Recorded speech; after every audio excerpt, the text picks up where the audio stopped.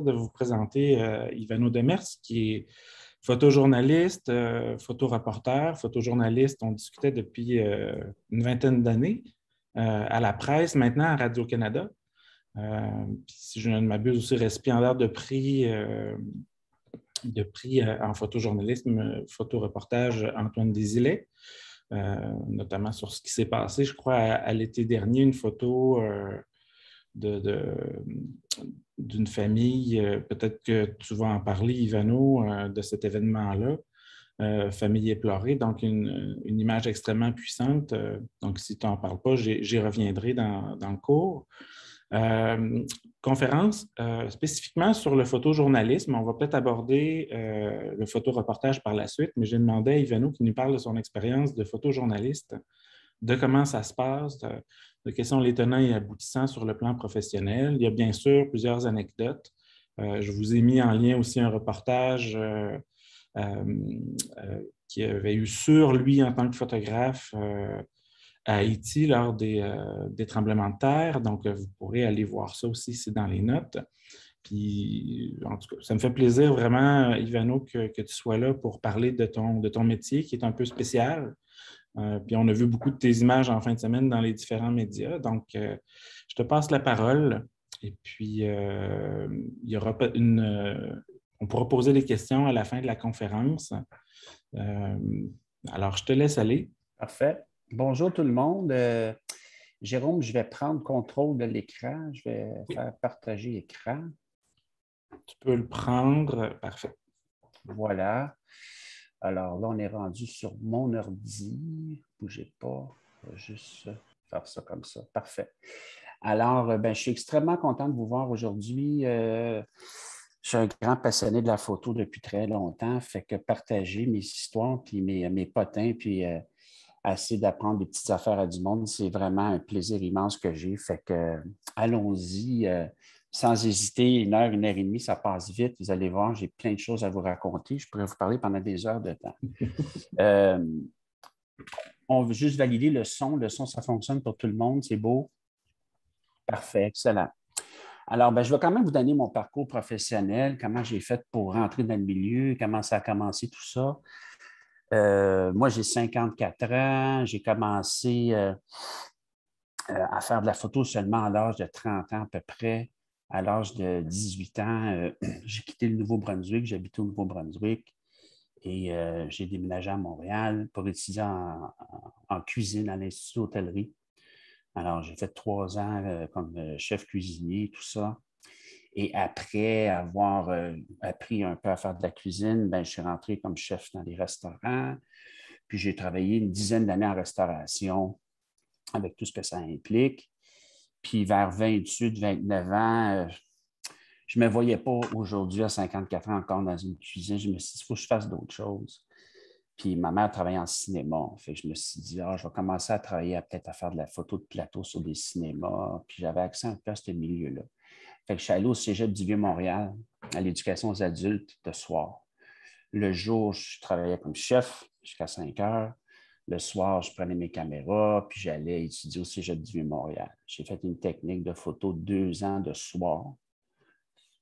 C'était bien parce que j'étais chef, je faisais quand même pas mal d'argent, fait que je pouvais m'équiper assez facilement. Je me suis équipé dans l'usager pas mal, là, en Nikon dans le temps. Puis je me suis monté un kit tranquillement. Puis j'ai appris à faire de la photo au Cégep, la base, là, portrait et tout ça. Puis à peu près vers 30 ans, j'ai rencontré plusieurs gens, des amis qui travaillaient à la presse. Puis ils me racontaient comment ils travaillaient sur le terrain. Puis je trouvais ça extraordinaire. Ils étaient dans l'action tout le temps, puis ils suivaient la nouvelle. Je me suis dit, bon, là, il faut que je rentre à la presse. Fait que, tête de cochon comme je suis, j'ai réussi à faire ça. Malheureusement, ça m'a pris presque 4 ans à rentrer à la presse. C'était quand même assez difficile. La manière dont ça fonctionnait dans le temps, tu avais seulement un stage par été parce que tu pouvais être accepté. Puis habituellement, il y avait à peu près une trentaine de photographes qui appliquaient en envoyant leur portfolio. Puis là, ils prenaient un ou une stagiaire pendant l'été. Puis à la fin de l'été, si tout allait bien, tu restais. Fait que j'ai appliqué 3 ans. La quatrième, j'ai toujours été refusé, dire, ah, c'est bon, mais tu as encore des croûtes à manger, blablabla. Puis la quatrième année, là, j'étais rendu quand même, je faisais beaucoup de films, je travaillais beaucoup en cinéma. Je travaillais probablement sur un film que vous connaissez qui s'appelait La Grande Séduction. Je faisais la photo là-dessus. Fait que j'étais à Harrington Harbour, dans le nord du Québec. C'est un beau projet. Puis à la fin du projet, il y avait une émission qui s'appelait La vie, la vie. Puis à la fin de l'émission, l'émission a fini en disant, le gars, il disait grosso modo, tu fais-tu ce que tu aimes dans la vie? Puis là, je me suis dit, non, je fais de la photo de cinéma, mais ce n'est pas de la photo de cinéma que je veux faire, c'est de la photo de presse. Fait que j'ai réappliqué pour une 5e année à 33 ans à la presse. Puis là, ils m'ont pris. Puis il était surpris, c'était une tête de cochon, tu vas encore travailler avec nous autres. Je dis, ben oui, je veux travailler avec vous autres. Ils disent, ah, nous autres, on pensait que tu étais rendu en cinéma. Fait que bref, je suis rentré à la presse, puis là, j'ai travaillé là pendant. C'est là que j'ai appris à faire mon métier comme photojournaliste. Excuse-moi, Ivano. Oui. Qu'est-ce qui a fait la différence à ce moment-là? La différence de... Pour rentrer à la presse la 4e fois?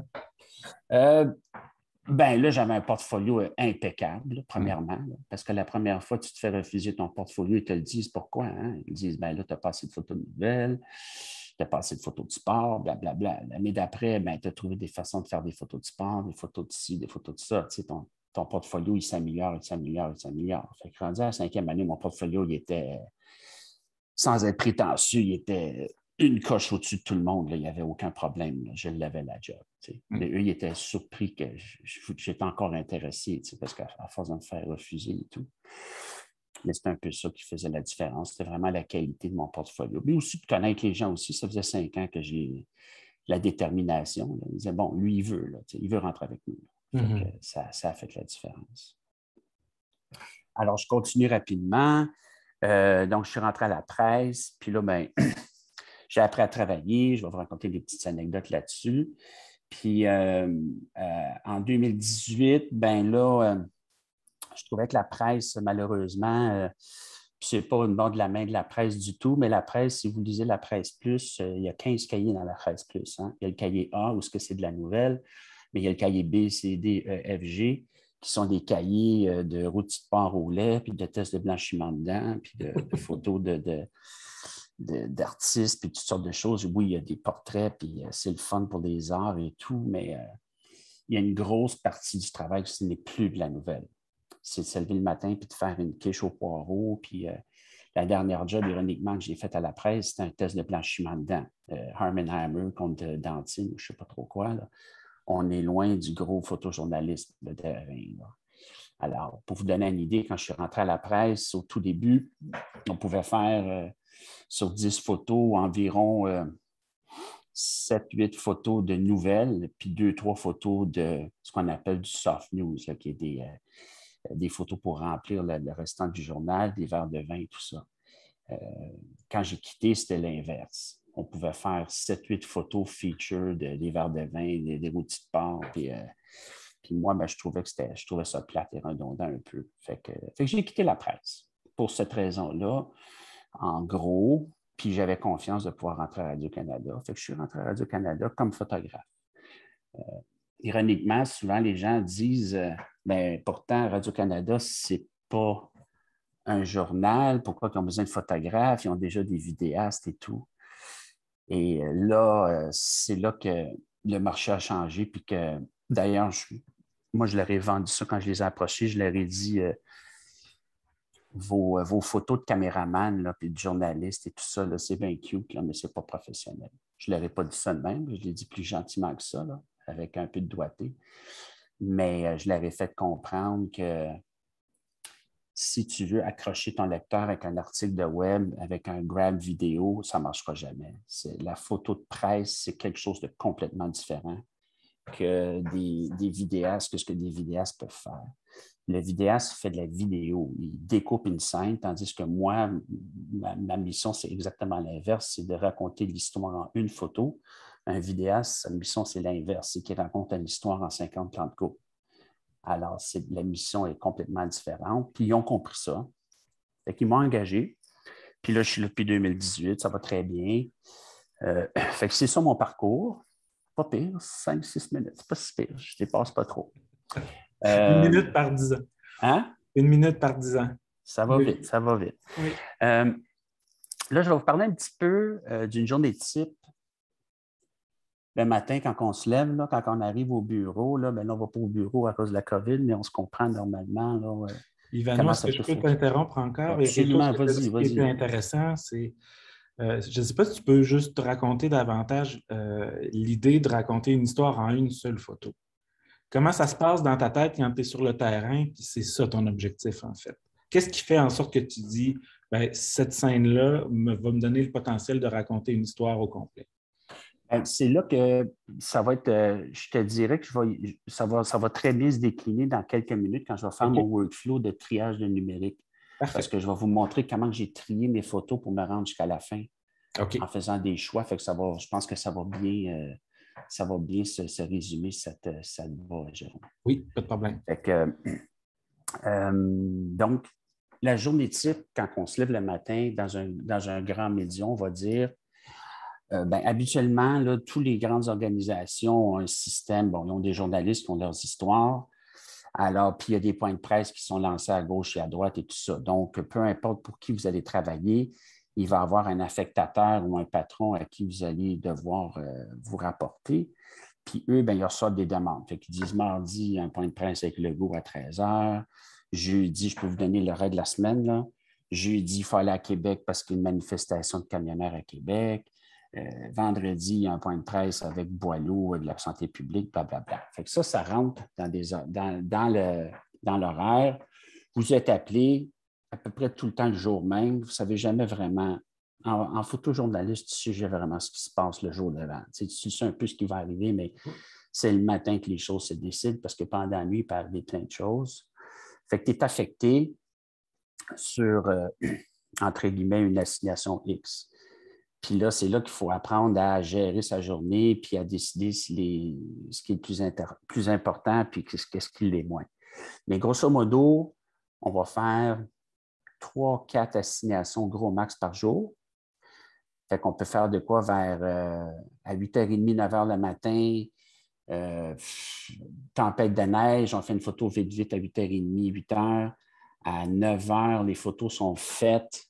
Je rentre dans la voiture, je m'assieds dans la voiture, je rouvre mon laptop, je download ma carte, je trie mes photos.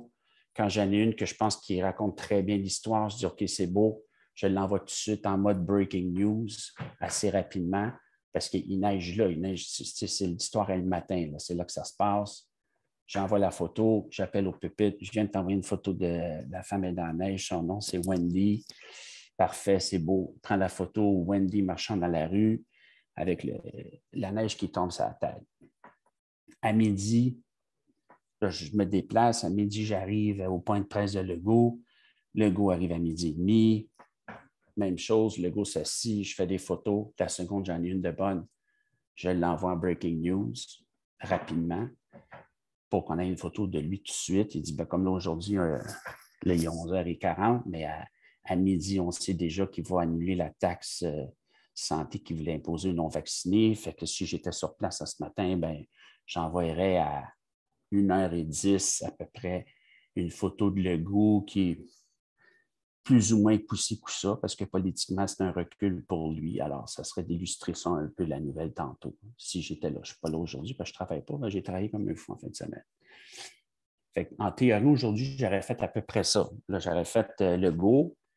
Après ça, après que j'ai envoyé ma photo Breaking News, après ça, je termine mes photos. J'ai toujours l'œil ouvert, je regarde, j'ai le laptop sur les genoux, je fais des photos, tout ça.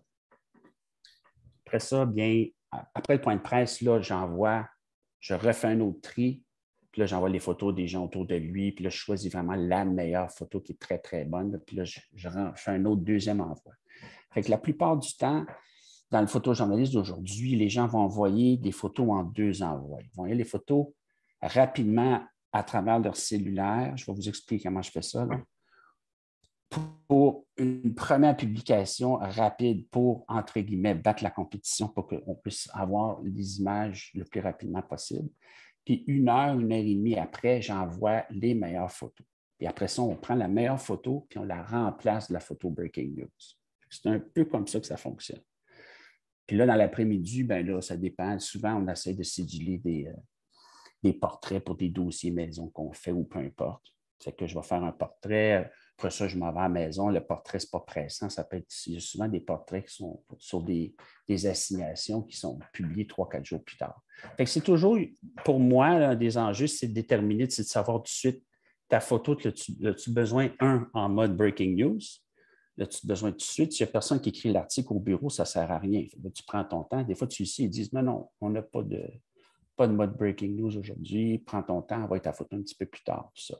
Fait que ça, c'est une chose qui est pour moi un enjeu et pour pas mal tout le monde sur le terrain. Il faut que tu saches est-ce que je dois envoyer ma photo rapidement ou pas. Ça, c'est une chose. Comment je fais pour envoyer une photo rapidement? Mon cellulaire est connecté en Bluetooth sur ma caméra. Fait que je prends ma photo, je regarde dans mon viseur, je la choisis, je la tag, je pèse sur un piton. La photo, ploup, elle s'en va dans mon cellulaire. Après, je retravaille un petit peu ma photo sur mon cellulaire, juste la recadrer, m'assurer qu'elle est correcte. Je la mets dans un logiciel qui l'envoie, elle, au bureau. Fait que c'est assez technique. C'est assez simple à se faire. Ça se fait en 3-4 minutes. Puis après, 1 heure ou 2 après, quand j'ai fini la job, je sors ma carte, je la mets dans mon laptop. Puis là, je trie mes photos dans mon laptop de façon beaucoup plus calme, posée, en gardant l'image tranquillement et tout ça. Fait qu'il y a comme une façon de travailler qui est quand même... Il y a 2 façons de travailler. Il faut travailler rapidement, mais il faut aussi être capable de travailler pour choisir la meilleure image. Fait que ça, c'est une réalité là, qui est très, très, très réelle dans le monde des médias aujourd'hui. Vous allez devoir apprendre à avoir une façon de travailler très rapidement. Si vous faites des photos de votre iPhone, bien, tant mieux, la photo est déjà dans l'iPhone. Vous l'envoyez avec votre iPhone, c'est tout. Mais ça, c'est de la technique. Alors, ça, c'est un peu la façon dont ça fonctionne. Le problème, c'est qu'on ne sait jamais ce qui va se passer dans la nouvelle. La journée qu'il y a eu une tuerie à Dawson, ben moi, le matin, je ne savais pas qu'elle allait en avoir une. Je me suis levé le matin, j'étais bien relax, j'avais mon petit café dans le char, puis tout d'un coup, j'écoutais Info 1690, puis il disait qu'il y avait des coups de feu à Dawson.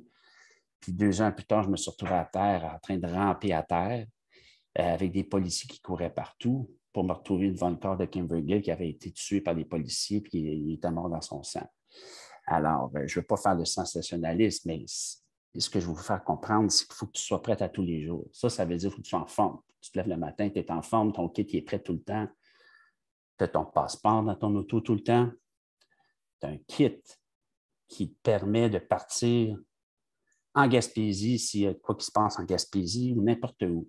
Fait qu'il faut que ton kit soit prêt. Ça, c'est une base quand même importante à savoir.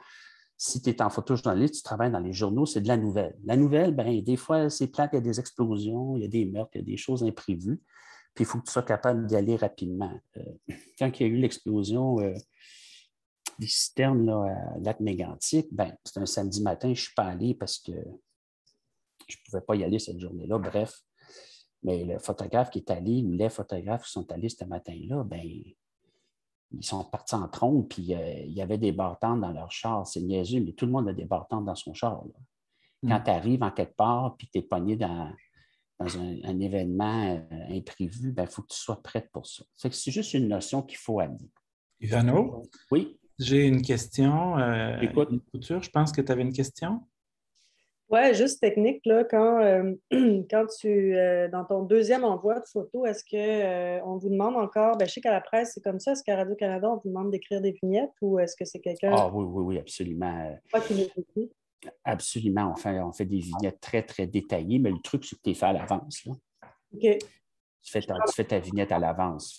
Moi, je fais ma vignette dans mon téléphone, j'ai un logiciel de Sony. La vignette est déjà prête, elle est déjà faite. Okay. Elle est déjà intégrée à la photo. C'est un logiciel qui s'appelle Image Tag On.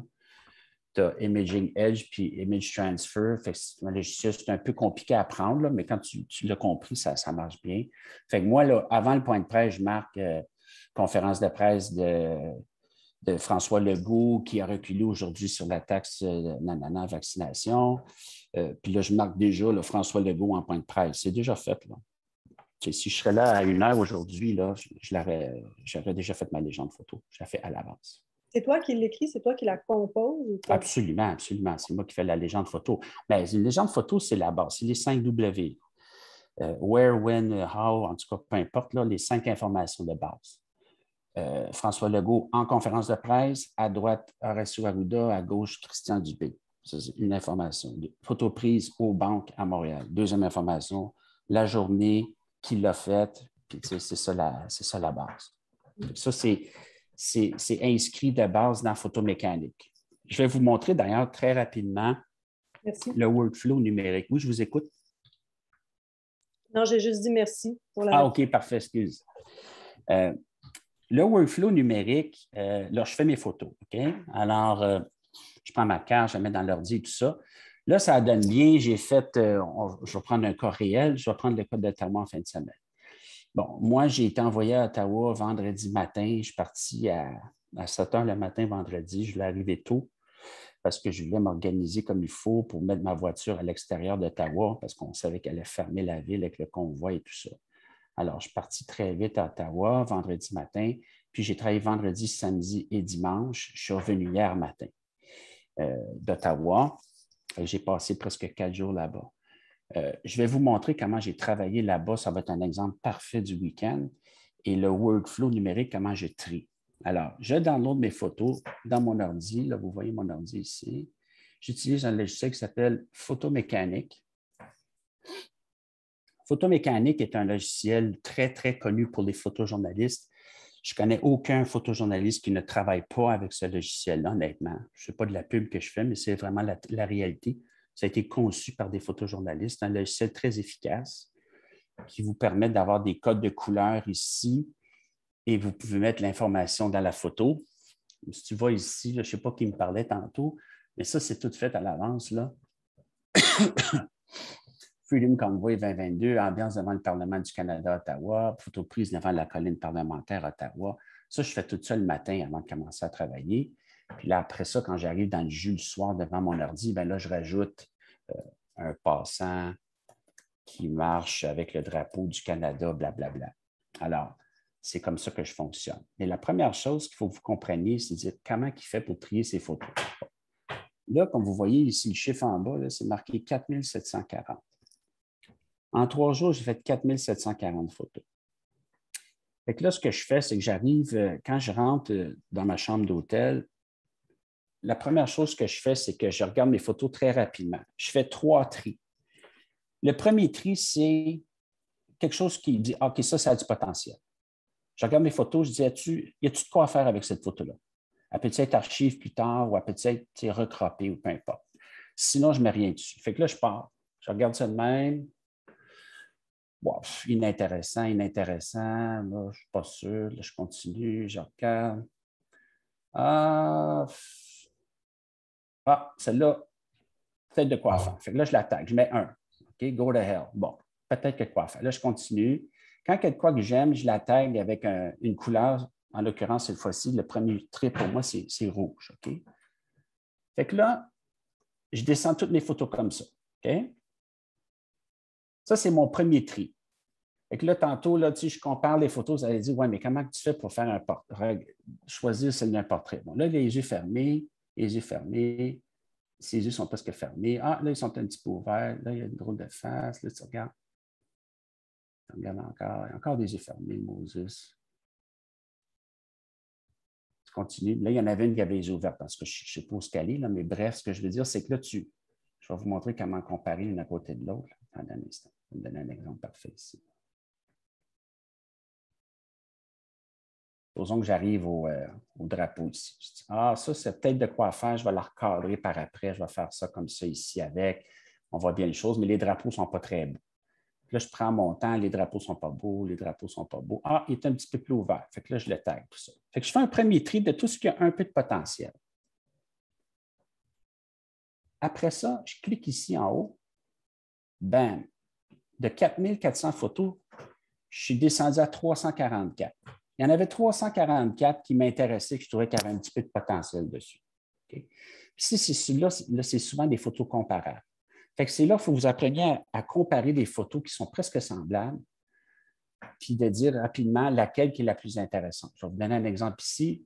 Il y avait un monsieur dans notre article qu'on a parlé ici. C'est un monsieur qui était là pour rester pour plusieurs jours. Si vous regardez, là, vous voyez ici à droite, là, il y a une grue mécanique qui sort en arrière de la tête. Ça ne marche pas. Je continue. Je l'avais vu, je l'ai décadré, la grue n'est plus là. Voyez-vous, la grue n'est plus là. OK? Fait que je l'ai tagué avec un T. Fait que là, je me suis dit, je vais comparer entre les deux. Puis là, j'ai une fonction que tu peux mettre les deux photos une à côté de l'autre. Je mets les deux photos une à côté de l'autre. Puis là, j'aime bien avoir plus large ici pour recadrer tantôt. Fait que je dis, OK, je vais prendre celle-là. OK? Fait que ma deuxième étape, c'est de les taguer. Comme vous voyez ici, il y a un petit tag ici, là. Il y a un T là. OK? Je l'ai coché. Fait que ma deuxième étape, c'est de comparer les images une à côté de l'autre. Là, si vous voyez ici, là, il y a une grue encore. Là. Et je me dis, c'est pas grave, je vais la recadrer de toute façon. Fait que j'ai choisi celle-là. C'est ça que j'ai fait l'autre jour. J'ai choisi celle-là. Ça, c'est la deuxième étape. Fait que je compare les photos entre eux autres, puis je réduis un deuxième tri pour descendre plus bas pour m'aider à travailler. Vous regardez, là, je vais tout de suite vous donner un truc. Vous ne travaillez jamais vos photos en Photoshop, en post-production, pour rien. Je m'explique. Vous n'allez pas travailler cette photo-là en Photoshop, puis après ça, décider que l'expression n'était pas la bonne. Il faut que vous preniez le temps, tout de suite au début, de faire des choix, tout de suite, de prendre le temps. Vous allez mieux de perdre 3 minutes à choisir entre ces deux photos-là. J'ai des collègues que j'ai vu faire ça. Ils travaillent une photo en Photoshop, puis là, ils gossent dessus, puis ils font du dodging en dessous des lunettes et tout ça, puis finalement, ils réalisent que ce n'était pas la bonne expression. Fait que je veux bien me faire comprendre là-dessus. Ça, c'est un bon truc très important à faire. Prenez le temps de choisir vos images. Fait que là, je choisis mes images. J'arrive ici, je vais vous donner un autre exemple. J'ai 5 photos à peu près semblables d'un gars qui est au-dessus d'un camion. Je regarde, le drapeau n'est pas bien beau. Ah, ici, là, on voit mieux le drapeau. Ça peut être recadré, c'est peut-être intéressant. Finalement, j'aime bien que les bras en l'air. Comme de fait, j'avais tagué ici, j'avais tagué celle-là. J'ai fait le choix. Alors, ça, c'est le deuxième tri. Là, vous allez voir, je vais peser ici sur F3. Ben, là, c'est toutes les photos que j'avais taguées sur les 4000. Là, je suis rendu à 148 photos. J'ai fait 4000 photos. Il y en a 340 que je vais regarder dans les prochains jours qui peuvent être archivables parce qu'on ne sait jamais l'ampleur du mouvement et tout ça. Je vais peut-être retourner, là aujourd'hui j'ai congé, mais je vais peut-être retourner demain puis regarder les photos une autre fois, puis là les recadrer, puis, parce que l'histoire, elle évolue aussi. Fait que ces photos-là, c'est sûr, je les garde là, à vie dans mon ordi. Là. Je vais les mettre sur un disque dur après. Ça, c'est des archives. Ça, je garde ça. Vous allez dire, est-ce que tu gardes les 4400 photos? Non, je ne garde pas les 4700 photos. Je garde seulement le premier tri de 340. Les 4400 autres photos, je les jette. Je ne les garde pas. J'ai fait mon tri, j'ai pris le temps de les regarder, alors j'assume ma décision. Fait que là, je suis rendu, vous allez dire, OK, là, il est rendu quand même, il y a encore 148 photos. Là, il faut que vous compreniez que là, vous voyez le travail de 3 jours. Fait que, par jour, j'avais pas 148 photos, j'avais peut-être 30-40 photos à comparer puis à descendre ça à un chiffre plus bas. C'est là que ça commence à être intéressant. C'est que là, on a plein d'images différentes. Là, on va regarder ça ensemble juste pour le fun. On va y aller vite, vite. Bon. Là, on a le Convoy to Freedom. C'est une photo informative, mais il n'y a pas de sujet. En ce qui me concerne, c'est une photo super plate, mais je l'ai faite parce que je l'ai devant moi. Tu shoots, puis tu poses des questions après. Bon, la présence des vétérans, photo générique, plus ou moins intéressant. Ah, ça, c'est intéressant. Pourquoi? C'est écrit Fuck Trudeau. Tout le monde disait ça sur le Parlement là-bas. On voit le Parlement background. Graphiquement, c'est intéressant. Je l'aime. Fait que je la tag. On va taguer, on va faire l'exercice ensemble. On va y taguer bleu. Tiens. Je vais mettre 6. Je la tag bleu. Les Warriors, ce n'était pas un facteur en fin de semaine, on oublie ça. Le monsieur de tantôt qui avait les yeux ouverts, lui, finalement, son témoignage n'était pas intéressant. Il faut que vous compreniez, moi, lui, je la photographie, j'étais avec une journaliste en équipe. Elle pose des questions, il raconte son histoire. À 10 heures le matin, son histoire à lui était super intéressante. À 11 heures, il y avait quelqu'un d'autre qu'on a rencontré, son histoire est plus bonne. Ce photo-là ne vaut plus rien. OK? Fait que lui, je ne perds plus de temps avec lui, je n'ai plus de besoin. Même si la photo est popée, il n'est plus dans mon histoire. Fait que je le laisse tomber. On continue. Ça, c'est mon monsieur. Lui, on l'a publié, on lui a parlé, fait que je la garde. Cette photo-là, je ne l'aime pas. Le drapeau, il est en avant ici. Je n'aime pas ça. Il n'est pas parfaitement ici. Je n'aime pas ça. On continue, on continue. Ça, je trouve ça mystérieux, mystique, c'est intéressant, mais ça ne raconte pas l'histoire. C'est une belle image, mais ce n'est pas ça l'histoire. On continue. On continue. Bon, ça, c'est une shot importante. Une affaire, je vais vous dire très rapidement, je regarde l'heure, mais il vous dit que ça passe vite. Il faut que vous racontez des histoires tout le temps en 3 valeurs de plan. Il faut que vous ayez tout le temps une mise en scène, ce qu'on appelle un establishing shot. Il faut que vous disiez aux gens où est-ce que vous êtes. Cette photo-là montre ça. Ce n'est pas la meilleure photo, mais c'est une photo informative qui dit « On est à Ottawa ». Cette shot-là est importante. Il faut que vous la fassiez. Il faut faire cette photo-là. Okay? Fait que ça, cette photo-là, elle marche. En plan encore plus large, celle-là aussi a fait l'affaire. Ce n'est pas une photo spectaculaire, mais il faut la faire, cette photo-là. Il faut montrer qu'il y a beaucoup de monde. Là, je l'ai refaite plus tard dans la journée où il y avait plein, là, mais on se comprend. Après ça, vous avez des plans comme ça ici, qui sont des plans moyens, plus serrés de gens. Fait que vous avez des valeurs de plans différentes. Fait que là, vous allez dire, mon Dieu, il y a bien du stock. Comment il fait pour s'en sortir, pour arriver à... Il y a quand même encore beaucoup de stock. Okay. Est-ce que la présence policière, c'est important cette journée-là? Oui, il faut le montrer. Je la tague, je vais la mettre dans le système. Est-ce que les manifestants avaient des caméras sur la tête et filmaient les médias? Oui. Je suis obligé de la mettre, cette photo-là. Je continue. Si cette photo-là, en ce moment, est en une de Radio-Canada, en ce moment même, aujourd'hui, parce que les camionneurs sont encore là, tu as le drapeau du Canada, puis tu as les policiers en arrière-plan. Fait que tu as 3 informations. Les policiers sont toujours là, les camionneurs sont toujours là, puis on est encore à Ottawa. Fait que là, je ne ferai pas le trou complet parce qu'on ne s'en sortira pas. Mais là, ce que je vais en venir, bon, c'est un autre genre d'image ici que vous voyez. Ça, c'est l'image classique des gens qui ont leur propre théorie de complot par rapport au vaccin et tout ça. Puis là, on a toutes sortes de combines chimiques, Ça montre un côté de l'histoire, mais ce n'est pas ça l'histoire. Okay. Alors, c'était quoi l'histoire cette journée-là? C'est ça la question. Le matin, on s'attendait à peut-être un 6 janvier. Les gens étaient très stressés. Ça a été un peu montant de l'épingle par toutes sortes de monde. Les gens étaient très, très inquiets. On est arrivé sur place, on a parlé à plein de gens, on a parlé à plein de monde, des familles et tout ça. Et l'histoire, vers 3-4 heures, on s'est rendu que c'était finalement la consécration pour ce mouvement-là de gens qui étaient écœurés des mesures, ils étaient tannés. Puis c'était le party. C'était ça l'histoire de vendredi. C'était le party, on se rencontre ensemble, puis on est heureux de se voir. C'est ça qui sortait. Fait que c'est ça que j'ai choisi comme image. Je vais vous montrer ce que j'ai mis comme image. On va aller dans les JPEG. Fait que là, mes RAW, quand je les ai choisis, je les recrop, je les transforme en JPEG. Je fais toujours ça. Fait que là, mes JPEG du samedi. Oups, excusez-moi. Comment ça qu'on ne va pas? J'ai-tu meilleur? Hein? Excusez.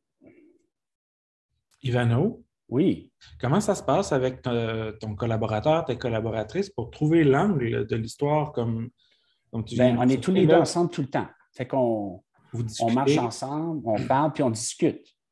On discute, hein?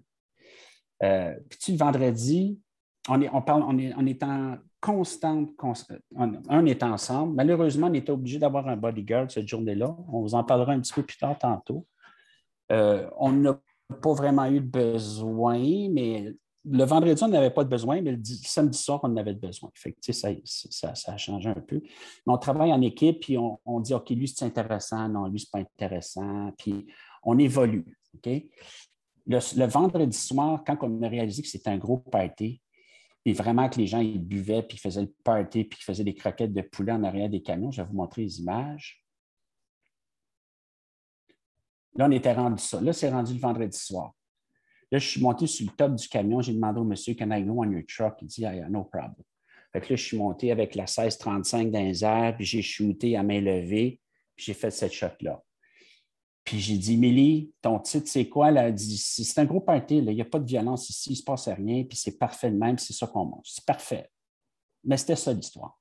Puis là, moi, j'ai envoyé ça au bureau, j'ai dit, ça, c'est la une. Je n'ai pas dit, c'est peut-être, non. J'ai dit, la une, là, le front, c'est ça. Demain matin, là, c'est cette shot-là.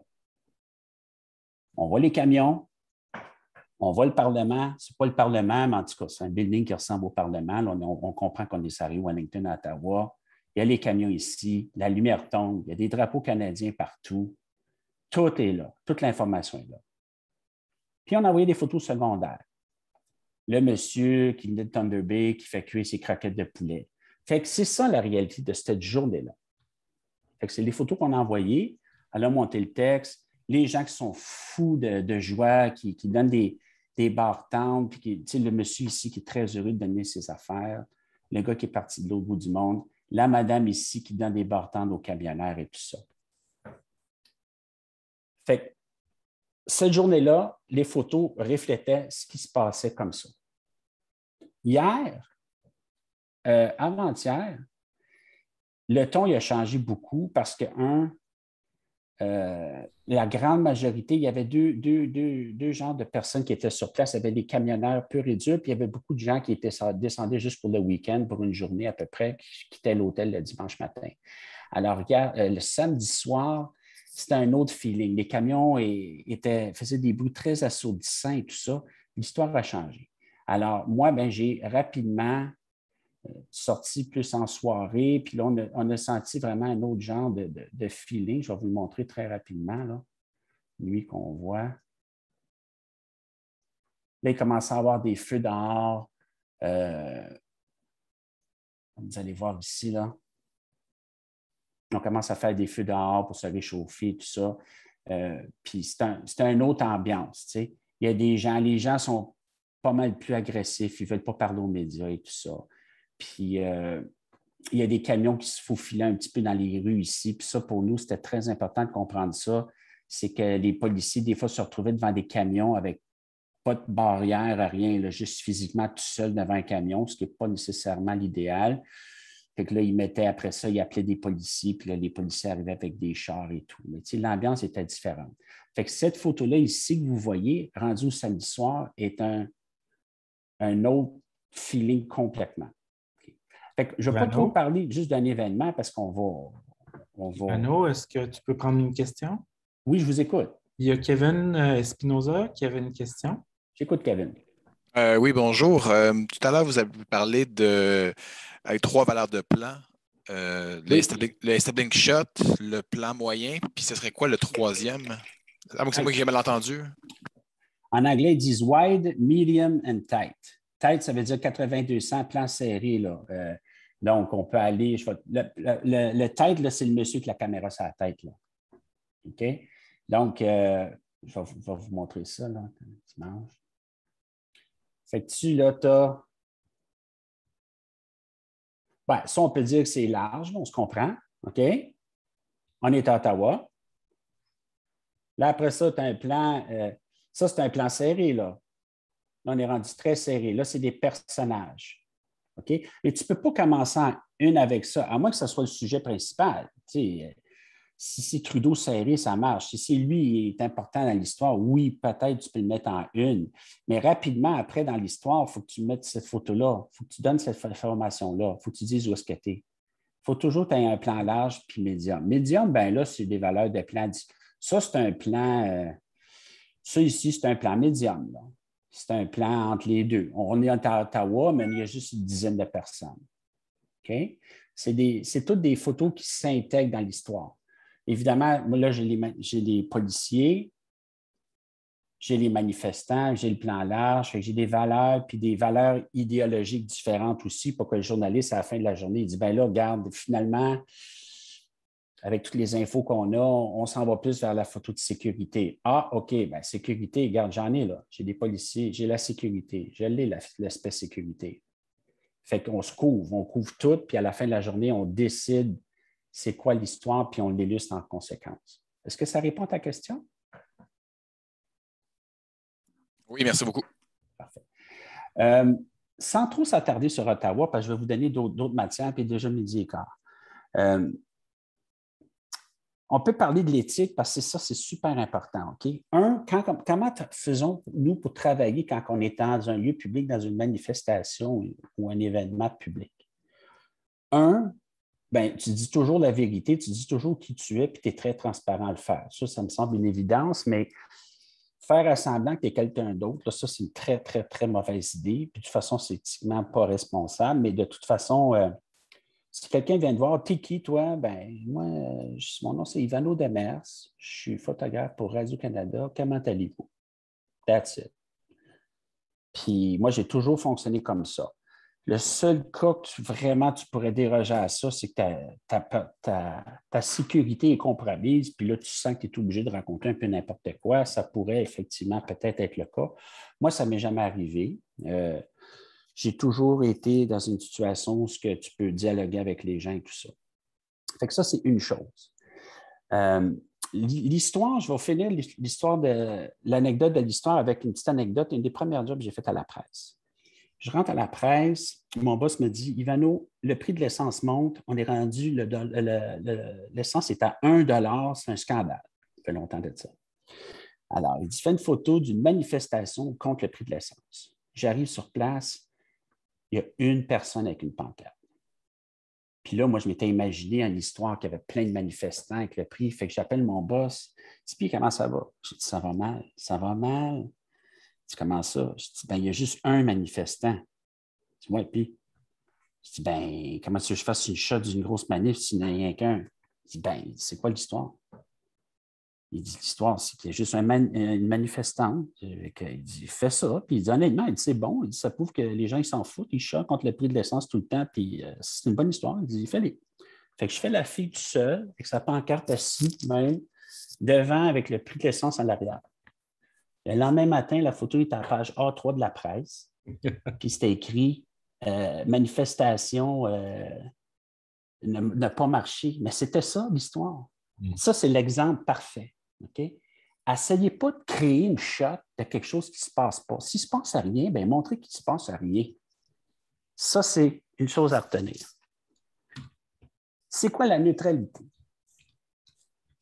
La neutralité en fin de semaine, là, malheureusement, là, vous dites la même phrase, puis vous le dites à deux personnes différentes, puis les deux, vous ne trouveront pas neutre. OK? Alors, il faut que vous soyez... Il ne faut pas vous laisser atteindre par ça. Vous faites du terrain, vous posez des questions de façon honnête, vous faites des photos de façon honnête, vous regardez ce qui se passe, puis après ça, malheureusement, la photo elle part dans la stratosphère et vous ne contrôlez plus la photo. Fait qu'après ça, là, let it go. Protégez-vous, laissez ça aller. Vous, le soir, vous vous couchez, vous êtes capable de dire, moi, je trouve que cette photo-là représentait l'esprit de fête. L'exemple parfait, je vais vous montrer la photo de mon monsieur à moitié tout nu l'autre jour à moins 25. Là. Bien, j'ai mis cette photo-là. Et où mon bonhomme là? J'ai photographié un monsieur qui se promenait en petite culotte à moins 25. Ah oui, il est ici. Là. Bon. Ce sera pas long. Pourquoi j'ai fait cette photo-là? Puis pourquoi qu'on l'a publiée? C'était le fameux samedi, puis c'était encore le party pas mal, puis on trouvait que c'était un peu un melting pot. Puis là, on trouvait que c'était le party, mais en plus, il y avait plein de causes. Il y avait des gens qui chantaient, des preachers, la Bible, puis toutes sortes d'affaires. Il y avait ce monsieur-là. Puis un drapeau du Canada à l'envers, ses petites culottes et tout ça. Bon, tu sais. Mais c'est une photo originale qui est un peu rigolote, puis qui montre encore l'esprit de la journée. Mais cette photo-là, je l'ai mise sur Twitter. OK? La moitié des gens sur Twitter qui... il y a la moitié des gens qui m'ont insulté, qui m'ont dit que ce gars-là, c'est un imbécile, puis que c'est un antivax, blablabla, blablabla. L'autre moitié, ils m'ont dit, ben, pourquoi tu l'as photographié tout seul? On était 10 000, puis ils m'ont donné de la merde aussi. Fait que d'une manière ou d'une autre, je me suis fait insulter de tous les côtés. OK? Puis c'est pas parce que je choisis un camp de l'autre. Moi, je suis neutre. Mais je trouve que cette image-là représente l'atmosphère de la journée. Alors, je la mets. Puis là, après ça, bien, les gens, ils décident ce qu'ils vont avec ça. Fait que ça, il faut que vous soyez capable d'apprendre ça aujourd'hui, malheureusement, dans une période très polarisée. Il faut que vous soyez capable d'assumer ça. Laissez aller vos photos, puis assumez votre décision. Moi, j'assume à 1000 % cette photo-là. Il y a même des gens qui ont dit que le monsieur, sur Twitter, vous allez voir, là, les gens disent que le monsieur était engagé, il est payé par des gens pour faire ça. Puis ça part dans tous les sens. Let it go. Si je peux vous donner un conseil, assumez vos images, puis laissez ça aller par après, puis faites du mieux. Est-ce qu'il y a des fois des sujets trop délicats qu'on ne peut pas faire de photos? Ça, c'est dans l'éthique souvent. Moi, personnellement, j'essaie toujours de faire la photo. À moins que ce soit des victimes, puis que la personne a pleure, puis je suis sur une affaire, une histoire tragique, puis que la personne, c'est la victime, puis elle pleure, puis elle dit, je ne vais pas être photographiée. Parfait, madame, pas de problème. Je vous laisse tranquille et tout ça. Mais là, ce que je veux en venir, c'est que vous êtes toujours mieux d'essayer de faire la photo, puis après, tout simplement, de ne pas la publier. OK? Il y a une grosse nuance à faire. Si vous n'avez pas fait la photo, puis ben, vous ne pouvez pas décider de la publier ou pas. OK? Puis ça, le cas classique, c'est des gens qui pleurent, ça arrive souvent. Moi, j'ai fait au moins 100 fois des histoires de victimes dans leur salon qui ont perdu quelqu'un, un proche. Puis moi, ce que je fais, je rentre dans la maison, je prends la caméra, je la dépose sur la table devant eux, puis je ne dis pas un mot. Mais inconsciemment, je leur dis, je suis ici pour vous photographier. Là, le journaliste pose des questions. Moi, je dis rien, je ne dis pas un mot. Mais quand l'entrevue est finie ou quand la personne en parle, ben là, tranquillement, on commence à faire des photos. Puis si on voit que la personne ne va pas être photographiée, on ne fait pas de photos, évidemment. Il y a un autre dicton qui est très important aussi. Si la personne ne veut pas être photographiée, ça ne veut pas dire que vous n'avez pas d'histoire. Alors, il faut que vous soyez en harmonie totale avec votre journaliste. Il faut que vous ayez un plan à chaque fois que vous approchez quelqu'un. Vous approchez dans Manif, tu dis là, puis moi, je ne fais jamais de photos de quelqu'un quand on va approcher. Jamais. Parce que si la personne tout de suite me voit et elle ne veut pas être photographiée, elle ne veut plus nous parler, puis ma collègue à côté n'a plus d'histoire. Elle ne peut pas y parler. Alors, je ne fais jamais de photos au début. Je m'approche, la journaliste lui parle. Écoutez, c'est vraiment intéressant ce que vous avez à dire. Ça vous dérange si mon photographe vous fait une photo de vous? Non, ça va et tout ça. C'est une notion. Puis si le photographe, il ne veut pas, s'il ne veut pas être photographié, ce n'est pas grave. On a déjà le témoignage. Fait qu'on peut l'inclure dans l'histoire. Fait que je n'ai pas brûlé le sujet. Fait que c'est tous des trucs d'éthique. Dernière chose par rapport à l'éthique qui est importante à comprendre, c'est que pour qui travaillez-vous? Tu sais, dans le sens, il faut que vous assumiez pour qui vous travaillez, c'est quoi votre identité. Moi, je travaille pour Radio-Canada. Fait que mon traitement est Radio-Canadien dans le sens, puis vous allez dire où est-ce qu'il s'en va.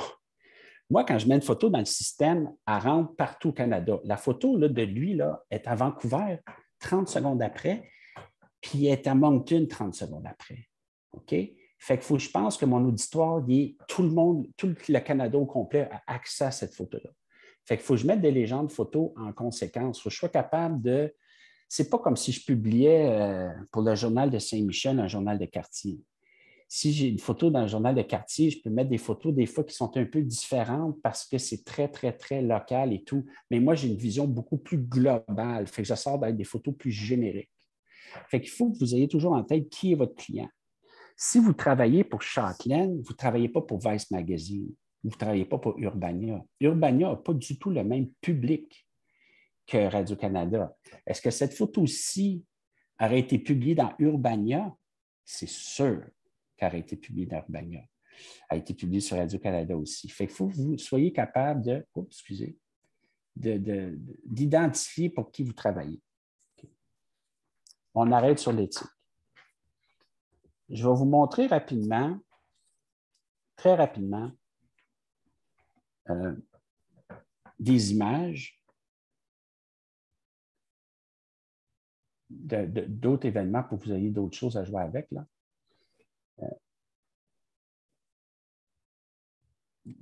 Il y a de la politique, beaucoup, beaucoup, évidemment, qui refait surface depuis 2 ans. Il y a toujours des fameux points de presse de M. Legault et tout. Je vais vous en montrer plusieurs ici. Bon. Là, malheureusement, ça ne marche pas très bien ces jours-ci, mais une grande partie des bonnes images que vous pouvez faire quand vous êtes sur le terrain, c'est souvent avant l'événement et après l'événement. Alors, moi, je vous suggère fortement de souvent vous déplacer une bonne demi-heure toujours avant parce que les gens, ils arrivent en char, ils sortent de son char. Tu sais, l'autre jour, j'ai fait Denis Coderre, il sort de sa voiture, puis là, il dit bonjour quand il rentre dans sa voiture et tout ça. Les photos sont souvent très, très fortes à l'extérieur du contexte. C'est très rare que les photos sont bonnes dans le point de presse actuel, dans le sens que il y a beaucoup de photos à faire au début et avant. Là, le problème, c'est qu'étant donné qu'ils ont toujours des masques, il y a beaucoup de photos qu'on perd, mais quand les masques vont tomber, j'ose imaginer d'ici 1 an peut-être, on pourra revoir ce genre de photos-là. Mais quand vous voyez ici, tu sais, ça, cette image-là, ben, c'est quand il arrive, juste avant de s'asseoir, c'est une image intéressante. C'est une image où on est capable d'éviter les micros. Moi, ce que je donne comme conseil dans les conférences de presse, évitez les micros. Si vous regardez ici, là, il n'y en a pas de micro. Il n'y a pas de micro, il n'y a pas de micro, il n'y a pas de micro, il n'y a pas de micro. C'est quand même assez esthétique. Sinon, ça devient, comment je dirais ça, ça devient redondant. C'est une image que tout le monde a toujours vue. La difficulté que je vois souvent quand des jeunes stagiaires viennent me voir par rapport à la politique, c'est qu'ils vont souvent mettre des bouches croches, puis le sourire comme ça, ou la gueule de main, comme des choses comme ça.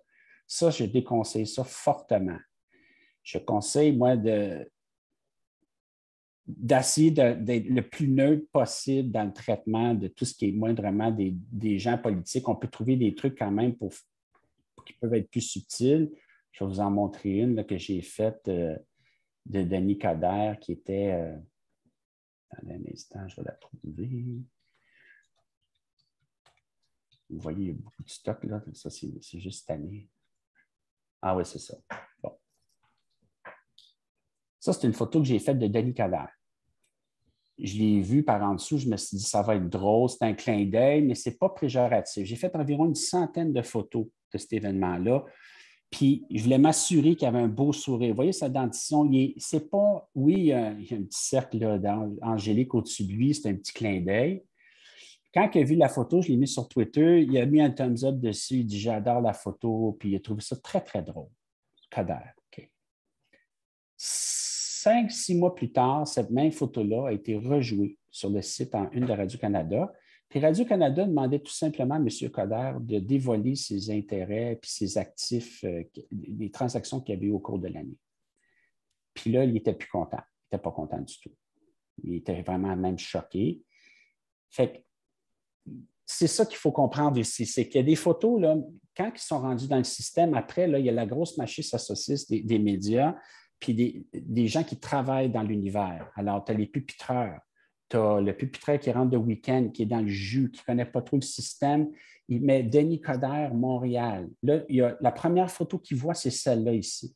Il dit, si tu crois, elle est belle, elle est cute, il la met en ligne, puis elle passe. Okay? Il ne sait peut-être pas qu'il y a 95 photos de Denis Coderre dans le système.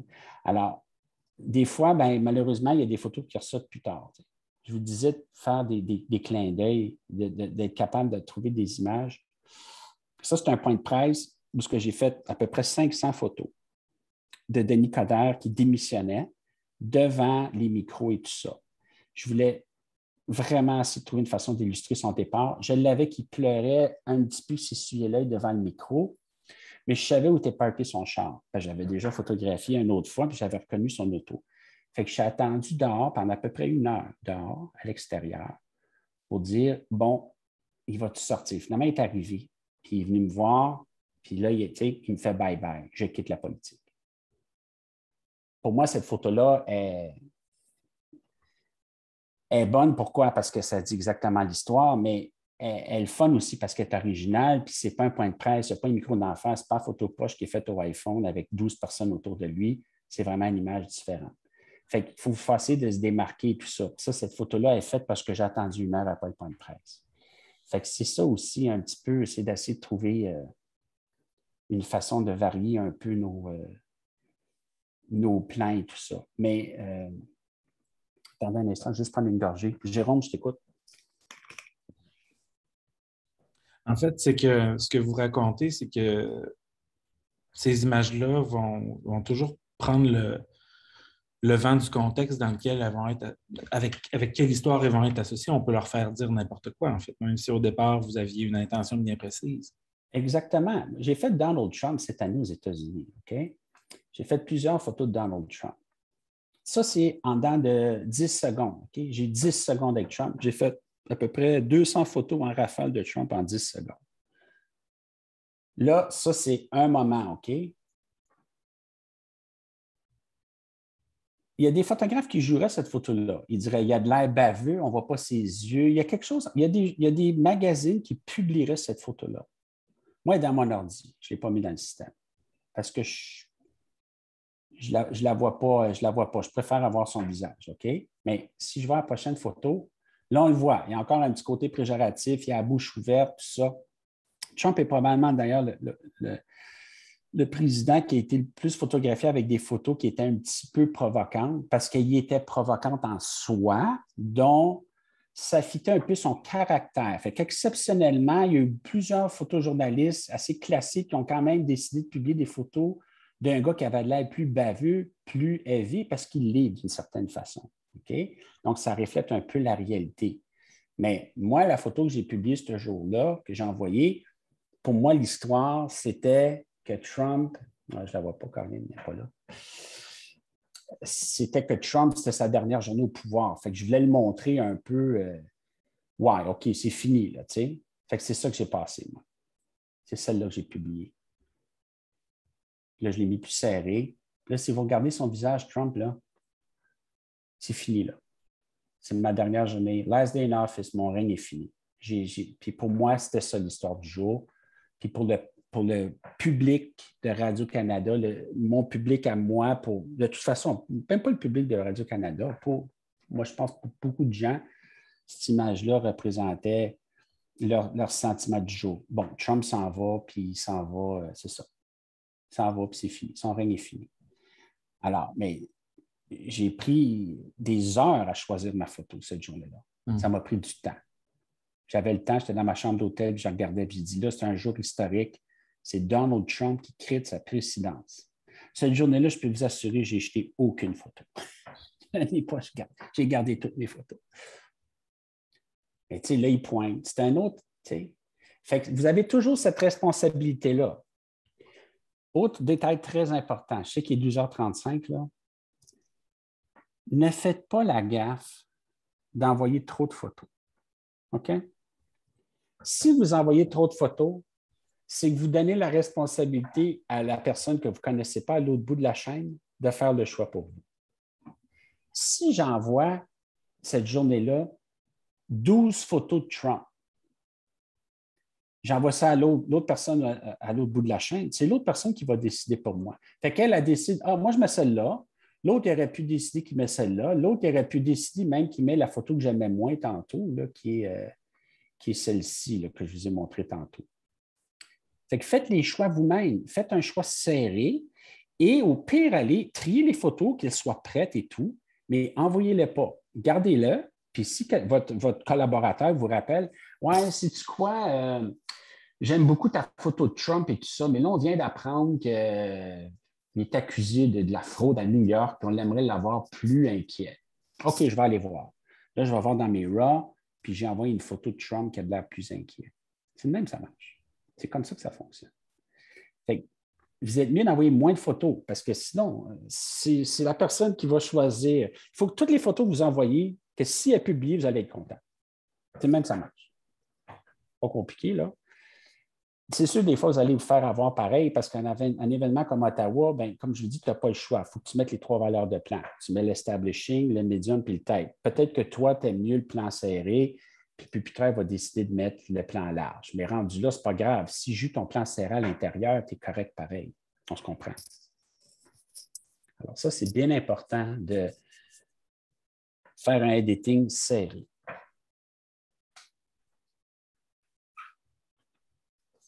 Là, j'avais une section sur le portrait, mais je n'irai pas là aujourd'hui parce que je veux prioriser les questions et tout ça.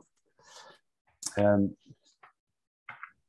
une Avez-vous des... question, Ivano. Oui, je vous écoute. C'est Émilie. Je voulais juste, quand tu dis un editing serré, là, c'est combien de photographies généralement que tu vas envoyer? Entre 5 et 10. Entre 5 et 10, OK. Oui. Ben, on va regarder l'editing que j'ai envoyé, tiens. Liberté samedi.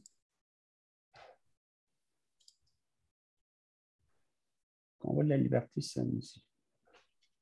Ouais, c'est parce que là, les journées sont mélangées. Merde, attends, bougez pas. Là. On va prendre une journée, là. Bon, ça, c'était le samedi. Ça, j'ai envoyé ça en breaking news le matin à 8 h avec mon cell. Pourquoi? C'était ça l'histoire à 8 h le matin. La ville est fermée. Puis on ferme la ville avec des souffleuses à neige. On ne peut pas rentrer. Mais en fin de la journée, cette photo-là est insignifiante. Elle ne vaut rien. Mais à 8 h le matin, elle est bonne. Elle est en une.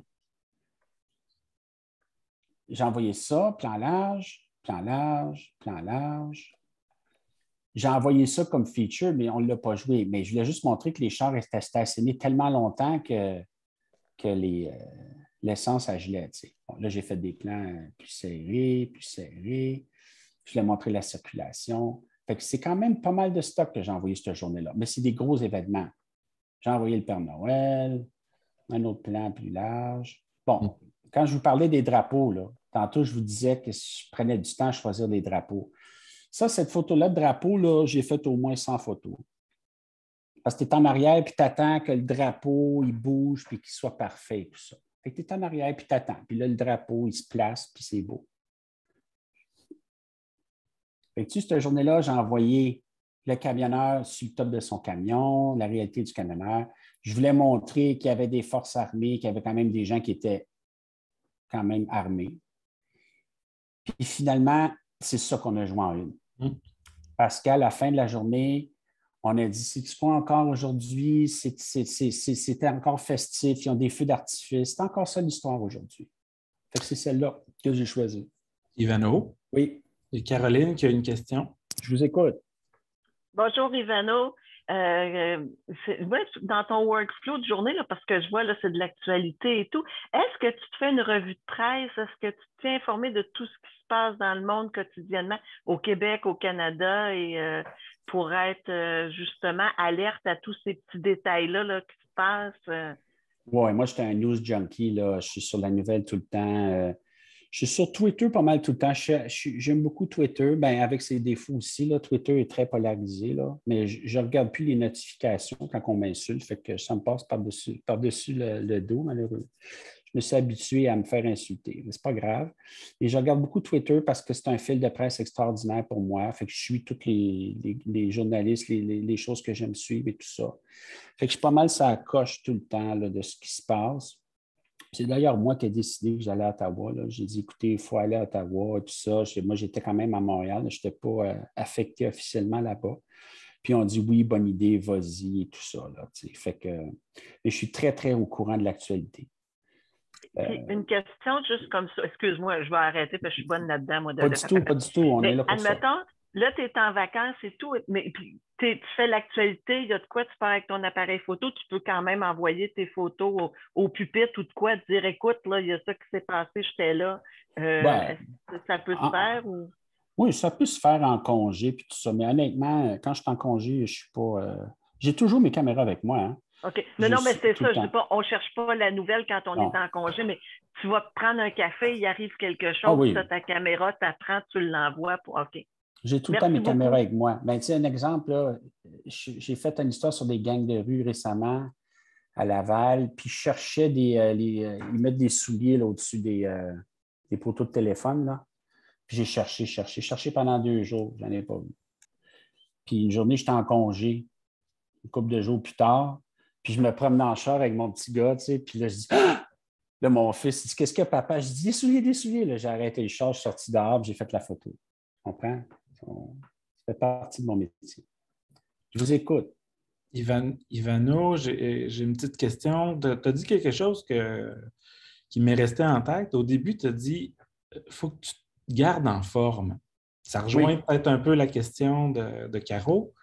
Comment tu te gardes en forme? C'est quoi ton éthique de travail? Éthique de travail, c'est-à-dire. Bon, je vais être bien franc avec vous. Là, une fois, je me suis fait avoir. OK? J'avais à peu près 30 ans. J'étais à la presse. Puis je pense que c'était un dimanche soir. Puis j'avais fait le party le soir. Puis tu sais, je m'étais couché tard. J'étais poqué. Puis le lundi matin, je suis rentré au bureau. Puis il me regarde, le boss, puis il me dit là, il dit c'est un one-on-one avec, c'était le premier ministre, Bernard Landry. Il dit, tu t'en vas chez eux, tu fais un portrait de lui à 10 heures. Je dis, ah, OK. Je n'étais pas content. Ce matin-là, je n'étais pas en forme. Puis je suis arrivé, puis j'ai fait une shot bien ordinaire. Puis je n'étais pas content. Puis ça m'a marqué. Je me suis dit, j'ai dit, là, non, je ne me ferai plus avoir. Là.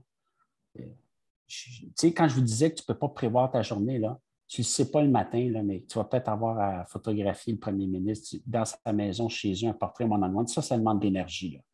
Tu arrives chez eux, tu cognes à la porte, bonjour, monsieur le premier ministre. Là, tu regardes, tu sais que tu as à peu près 20 minutes. Asseyez-vous ici, tu sors ton spot, le kit. Je n'étais pas OK ce matin-là. Puis je n'étais pas content. J'ai dit non, plus jamais. Fait que là, le matin, je m'arrange pour être go. On est prêt, là. Le char est prêt. L'exemple que je peux te donner parfait, c'est l'été. L'été, j'ai un costume de bain dans mon char. Moi. Et pourtant, je ne vais pas me baigner l'été à Montréal. Moi, quand je travaille, je ne me baigne pas. Là. Pourquoi j'ai un costume de bain? Parce que une fois sur deux, là, l'été, au moins une fois par semaine, tu as une opportunité sur peut-être aller faire une photo que tu fais dans une piscine ou une affaire. Mais pourquoi faire la photo que tout le monde fait dehors la piscine, le gars qui saute en bas ou la fille qui saute en bas du tremplin? Non, moi, je suis allé à l'intérieur dans l'eau, puis je sautais, puis il sautait par-dessus moi, puis il sautait par-dessus moi dans la piscine. Ça n'a pas pris plus de temps. C'est bien pas mal plus facile. Au lieu de chercher 1 heure pour ta photo, quand tu mets ton costume de bain, tu vas dans l'eau, tu as un point de vue différent. C'est pas compliqué. C'est un peu ça, là. Puis, sur le plan technique, est-ce que c'est un peu la même chose? Comment on se garde à jour avec les nouvelles technologies? Je te dirais que là-dessus, moi, c'est pas mal l'équipement. Là, j'ai beaucoup évolué avec l'équipement. Évidemment, les DEL, les LED, là, les nouvelles, les lumières en continu, là, ça n'existait pas beaucoup il y a 20 ans. Ce n'était pas abordable non plus.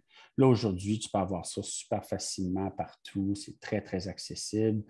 Puis moi, j'adore les DEL en ce moment. Là, fait que j'en ai au moins 6 ou 7 différents modèles, des petits, des gros, des moyens, tout ça.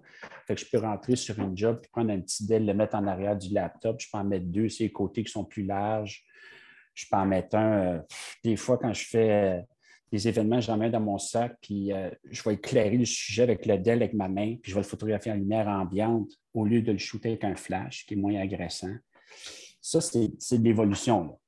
Même quand vous êtes en recherche de nouvelles, là, comme à Ottawa, est-ce que vous avez utilisé de l'éclairage artificiel ou ça allait trop vite? Là? Non, le gros news, là, jamais de flash. Jamais de flash. Jamais, jamais, jamais. L'autre soir, j'étais ISO, j'étais rendu ISO 20 000, un 60 F4. Je n'avais pas le choix. Je ne peux pas aller à un bon 1,60. Là, un 60, là, pas mal limite. Là. J'étais à un 60 F4. Ouais, des fois, je vais à un 30 si le sujet ne bouge pas trop. Là. Mais tu sais, jamais, jamais de flash en manif. Ça, c'est chercher le trouble. Là. Ça, c'est vraiment pas une bonne idée. Puis ça dénature un peu aussi la réalité. Là, chercher le trouble parce qu'on vous reconnaît de loin. Là. On voit ça popper. Hein? Oui. Oui, on se fait spotter. Là, ça, c'est... voilà, la retouche aussi, hein? La retouche, c'est pas trop en photojournalisme et tout, là, c'est très limite. Tu balances tes couleurs puis ta lumière, puis c'est tout, hein? C'est encore d'actualité, ça, hein? Très limite. Moi, habituellement, je prends un petit... peut-être corriger une photo vite, là. On va vous montrer ça, là. On va prendre une vite. Mais moi, ce que je vais faire, là, c'est que j'ai toujours une petite... Bon, on va prendre celle-là, tiens. Prendre celle-là. Tu es toujours dans photo mécanique, là? Oui, là, je viens de l'ouvrir en Photoshop. OK. Puis pourquoi photo mécanique puis pas Lightroom ou Adobe? Ben, là-dessus, il n'y a pas de mauvaise réponse, là. Il n'y a pas de mauvaise réponse. C'est à vous de choisir si vous voulez prendre Bridge puis des photos. Tu sais, c'est vraiment à vous. Mais cette photo mécanique est reconnue pour sa rapidité exceptionnelle, là. Ça a été conçu par des photographes de sport. C'est quand on fait le sport, je n'ai pas parlé. Quand tu fais le Canadien, là, à la fin de la game, là, Carey Price qui lève les mains dans les airs, tu n'envoies pas ça une demi-heure après. Là. C'est 3-4 minutes. Là. Tu choisis la meilleure, puis clac, tu pèses sur le piton, elle tombe dans Photoshop. Après ça, la légende photo est déjà intégrée. Tu sais, ça va vite. Là. C'est pour ça. Là. Et si vous voyez ici, ben là, je suis en RAW. Ça, c'est le fichier original. Honnêtement, je l'avais bien exposé. Hein, vous voyez, je suis pas mal sur la coche. Fait que disons que c'est ça. OK? Là, je fais mon crop. 2, 3, bon, comme ça, c'est beau. Pommes, save, j'envoie ça. Je vais en envoyer sur le bureau, là. Dans les bureaux. OK, on l'envoie sur le bureau. Excusez, c'est parce que j'ai votre fenêtre à vous, là, qui est parfait. Là, je l'ai envoyé sur le bureau.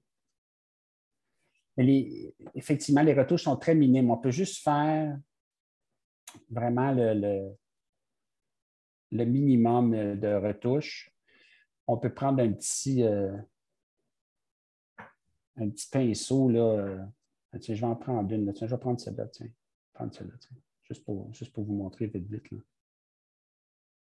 Bon, supposons que c'est celle-là ici. OK? Bien, je peux, c'est toléré.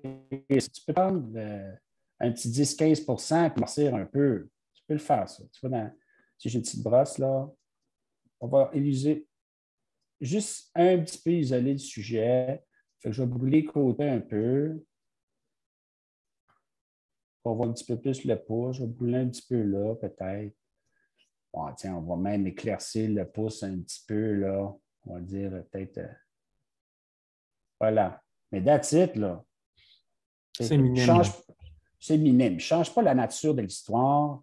Le ciel, il y a déjà un photographe du Los Angeles Times qui a perdu sa job, il s'est fait congédier parce qu'il avait brûlé le ciel tellement fort que c'était rendu que ça faisait orageux. Puis les gens, ils ont appelé au Los Angeles Times, ils ont dit, ben là, c'est parce qu'il fait beau dehors, c'est pas orageux, là, ça ne marche pas. Là. Puis ils ont demandé le fichier original, puis ils avaient tellement modifié le ciel qu'on dit, ben là, c'est pas ça la réalité, tu as faussé la réalité. Il a perdu sa job, il s'est fait mettre dehors. Un photographe connu, là. Fait que ça, nous, on le sait, si on a peur de ça, évidemment, là, mais de toute façon, on ne le fait pas. Tu ne peux pas faire ça.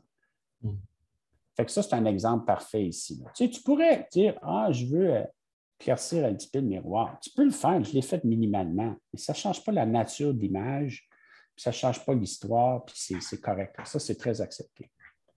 Prochaine question. Est-ce que des étudiants auraient des questions? Moi, j'en ai plein, mais si vous êtes gêné, vous pouvez le...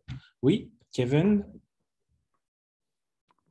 Oui, j'ai une question. Vous avez parlé de cropper une image. Est-ce qu'en photojournaliste, ça doit toujours être en 2:3, 24:36 ou ça peut changer? Non, pas du tout. Ça peut changer selon les formats et tout. Normalement, ça, par contre, tu le sais avant de travailler. Hein. Ça, c'est clair. Là. Nous, c'est du 2-3 partout parce que ça leur permet. Puis d'ailleurs, ça, c'est une bonne question parce qu'il faut que tu fasses un 2-3 lousse, entre guillemets. Il faut qu'il soit un petit peu plus large que la réalité pour que tu puisses leur permettre de justement faire le 16-9 ou le carré. Le carré, il est facile à faire. Il est souvent très facile à faire, mais le 16-9, tu donnes un peu de lousse. Fait que moi, les gens, ils savent à cette heure, ils vont m'appeler, ils vont dire, ouais, ta photo, là, l'as-tu croppé dedans? Tu dis, oui, je l'ai croppé. Tu fais-tu l'original? Je dis oui. Puis là, je l'envoie full frame. Ça arrive assez souvent, ça. OK? Mais non, il n'y a pas de. Mais 2-3, c'est pas mal standard. Pas mal standard comme pas. Regardez, supposons que j'envoie celle-là. Là. OK? Si je vais l'ouvrir dans Photoshop, là. Ça, c'est Jack Meeting pendant les élections. OK? Supposons que je vais dans le crop, là. Là, à 2-3. OK? Mais là, il est capable, s'il veut faire une 16-9, là. Excusez, c'est fatigant, ça. Excusez, ma souris elle est comme bien énervée. Je ne sais pas ce qui se passe. Quand on présente dans Zoom, des fois, c'est plus difficile. Ouais, là, OK. Ben, tu regardes la 16-9. Si j'envoie large de même, regarde la 16-9 comment elle est belle. Super belle, sa 16-9. Fait que quand je l'ai envoyé quand même assez large. J'aurais pu l'envoyer un petit peu plus serré idéalement, mais je l'ai envoyé comme ça. Je sais, tu peux changer là, de format. Là. Mais, comme vous avez. Bon. Mais ils ont du jus, le graphiste. Il peut faire une carré, il peut faire plein de choses. Fait que, en tout cas, bref, je ne veux pas radoter là-dessus, je ne veux pas me répéter. Mais là, ça, c'est un exemple parfait. Il peut faire une belle 16-9 s'il veut. Il peut faire une carré aussi. Il y a beaucoup de choix. Puis il y a quand même le mood de Jack Mitzing qui rentre avec les 3 ombres pour son point de presse. Photo faite avant le point de presse, comme je vous expliquais. Au lieu d'avoir une photo plate de... Excusez, j'appelle ça des photos de grand-mère. Ce n'est pas respectueux envers ma grand-mère. Je l'aime bien, ma grand-mère. Une photo devant un micro là, debout, là, c'est plate. C'est vraiment plate. Si vous êtes capable d'éviter cette photo-là, là, vous avez déjà réussi la moitié de votre travail. J'ai une autre question, à moins qu'il y ait d'autres. De quelle manière vous étudiez votre sujet avant? Est-ce que vous vous informez sur le sujet? Là, c'est peut-être plus en en photo reportage. Est-ce que vous vous informez là, avant l'événement pour être sûr de bien couvrir sur le plan du sujet? Bien, je vais surtout regarder les images qui ont été faites de cette personne-là. Ça m'est déjà arrivé une fois, ce n'est pas arrivé souvent. J'ai déjà fait une shot qui avait été faite à peu près exactement pareil. J'avais fait, je ne me rappelle pas exactement c'était quoi, là, mais ça m'est arrivé quelques fois. Là. Tu n'as pas trop fait tes devoirs, puis tu arrives, tu vas donner un exemple. Là, Xavier Dolan, il lance un film, puis il fait un photo-op dans un hôtel à Québec. OK? Fait que là, tout le monde a 15 minutes. Même ça marche. Là. Fait que là, tu arrives, puis là, on est 4-5 photographes qui attendent dans le lobby de l'hôtel, puis on trouve toute notre idée. Là, moi, je vais le faire ici, à côté du feu. Moi, je vais le faire sur le balcon. C'est même ça marche. Là. Puis, je n'avais pas trop regardé ce qui avait été fait. Puis, j'ai fait une shot de Dolan qu'un de mes collègues avait fait pas mal la même affaire. Il l'avait fait en contre-jour dans la fenêtre et tout ça. Fait que quand j'ai vu les autres shots sortir, je dis je n'étais pas content. Mais grosso modo, c'est de regarder, oui, ce qui se fait en photo des autres, ce qui a été fait. Puis vous voyez un peu aussi là, quel genre de... Tu sais, quand tu vois une personne, Dolan, c'est un bon exemple. Lui, il est bien photogénique. Là, lui, il se fait photographier tout le temps. Fait que, tu sais que ça va être... tu vas être capable de sortir de quoi, là, tandis qu'il y a des gens, c'est plus compliqué. Il y a des gens qui sont difficiles à photographier aussi. Là, c'est plus, ils ont pas, Jean Chrétien était reconnu pour ça. Là. D'ailleurs, je vais vous montrer la photo de Jean Chrétien, vous allez rire, vous allez trouver ça intéressant comme anecdote. Jean Chrétien, qui était notre premier ministre pendant longtemps, a un problème physique avec sa bouche et tout ça. Quand il parle, son visage est un peu croche. Okay? C'est vraiment un gros problème en photo. Quand il parle, il y a toujours la bouche comme ça. Fait que c'est un défi d'avoir une belle photo de lui. Puis là, il me parlait, puis je l'ai pris à part, je l'ai photographié à part. Là, j'ai un DEL ici en passant. Non, c'est vrai, c'est pas vrai. J'avais sorti mon DEL, mais j'ai pris une lumière naturelle finalement. Je ne l'ai pas utilisé. C'est pas vrai. Il y avait juste une lumière naturelle. Mais là, ce que je vais en venir, c'est que sa bouche était toujours croche. Fait que je me suis dit, je vais y parler, puis quand il va arrêter de parler, il va fermer sa bouche. Parce que quand il te regarde, il attend, il a la bouche ouverte un peu comme ça tout le temps. Hein? C'est pas beau. Fait que là, je me suis organisé pour... Vous voyez, là, ici, c'est croche un peu. Fait que j'ai parlé, puis quand il a arrêté de parler, là, j'ai mis sur ma table, j'ai fait comme 15 photos. Puis là, son visage est quand même beau, là. Il est une belle, c'est pas péjoratif. C'est niaiseux, là, c'est plein de trucs comme ça. Des petits détails. Des petits détails, Il y a 2 concepts sur lesquels j'aimerais que vous reveniez. Donc, vous venez de parler de photo op, peut-être expliquer ce que c'est, puis le breaking news. Oui. Bien, le breaking news, là, c'est vraiment, le principe, c'est d'être le plus rapide possible. OK? Alors, c'est de dire, on bat la compétition, on est les plus rapides. Ça en est un exemple ici. Là. OK? Il est 8 heures le soir, il y a un comment tu appelles ça?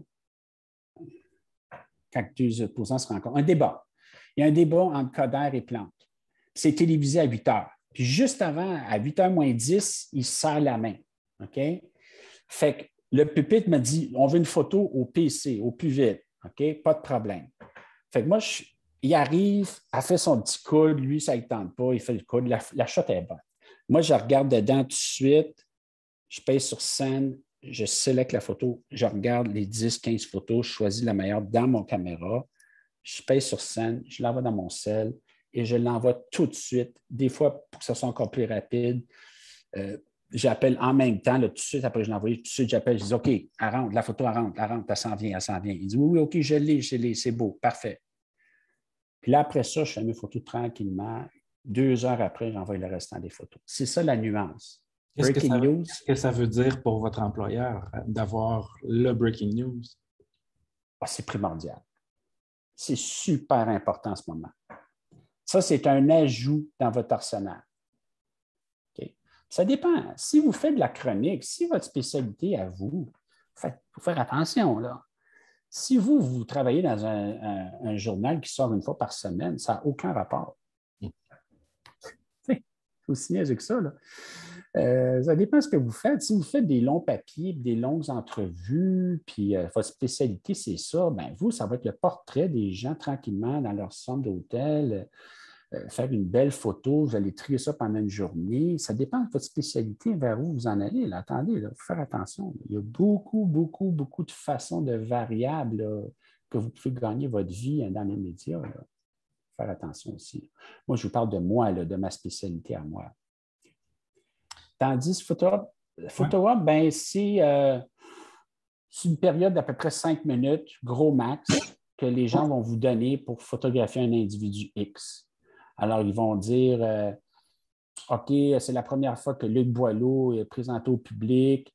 Il va être avec le premier ministre Legault à 11h15 à tel endroit. Puis ça dure souvent à peu près 2-3 minutes, pas plus. Même souvent, c'est 1 minute. Là.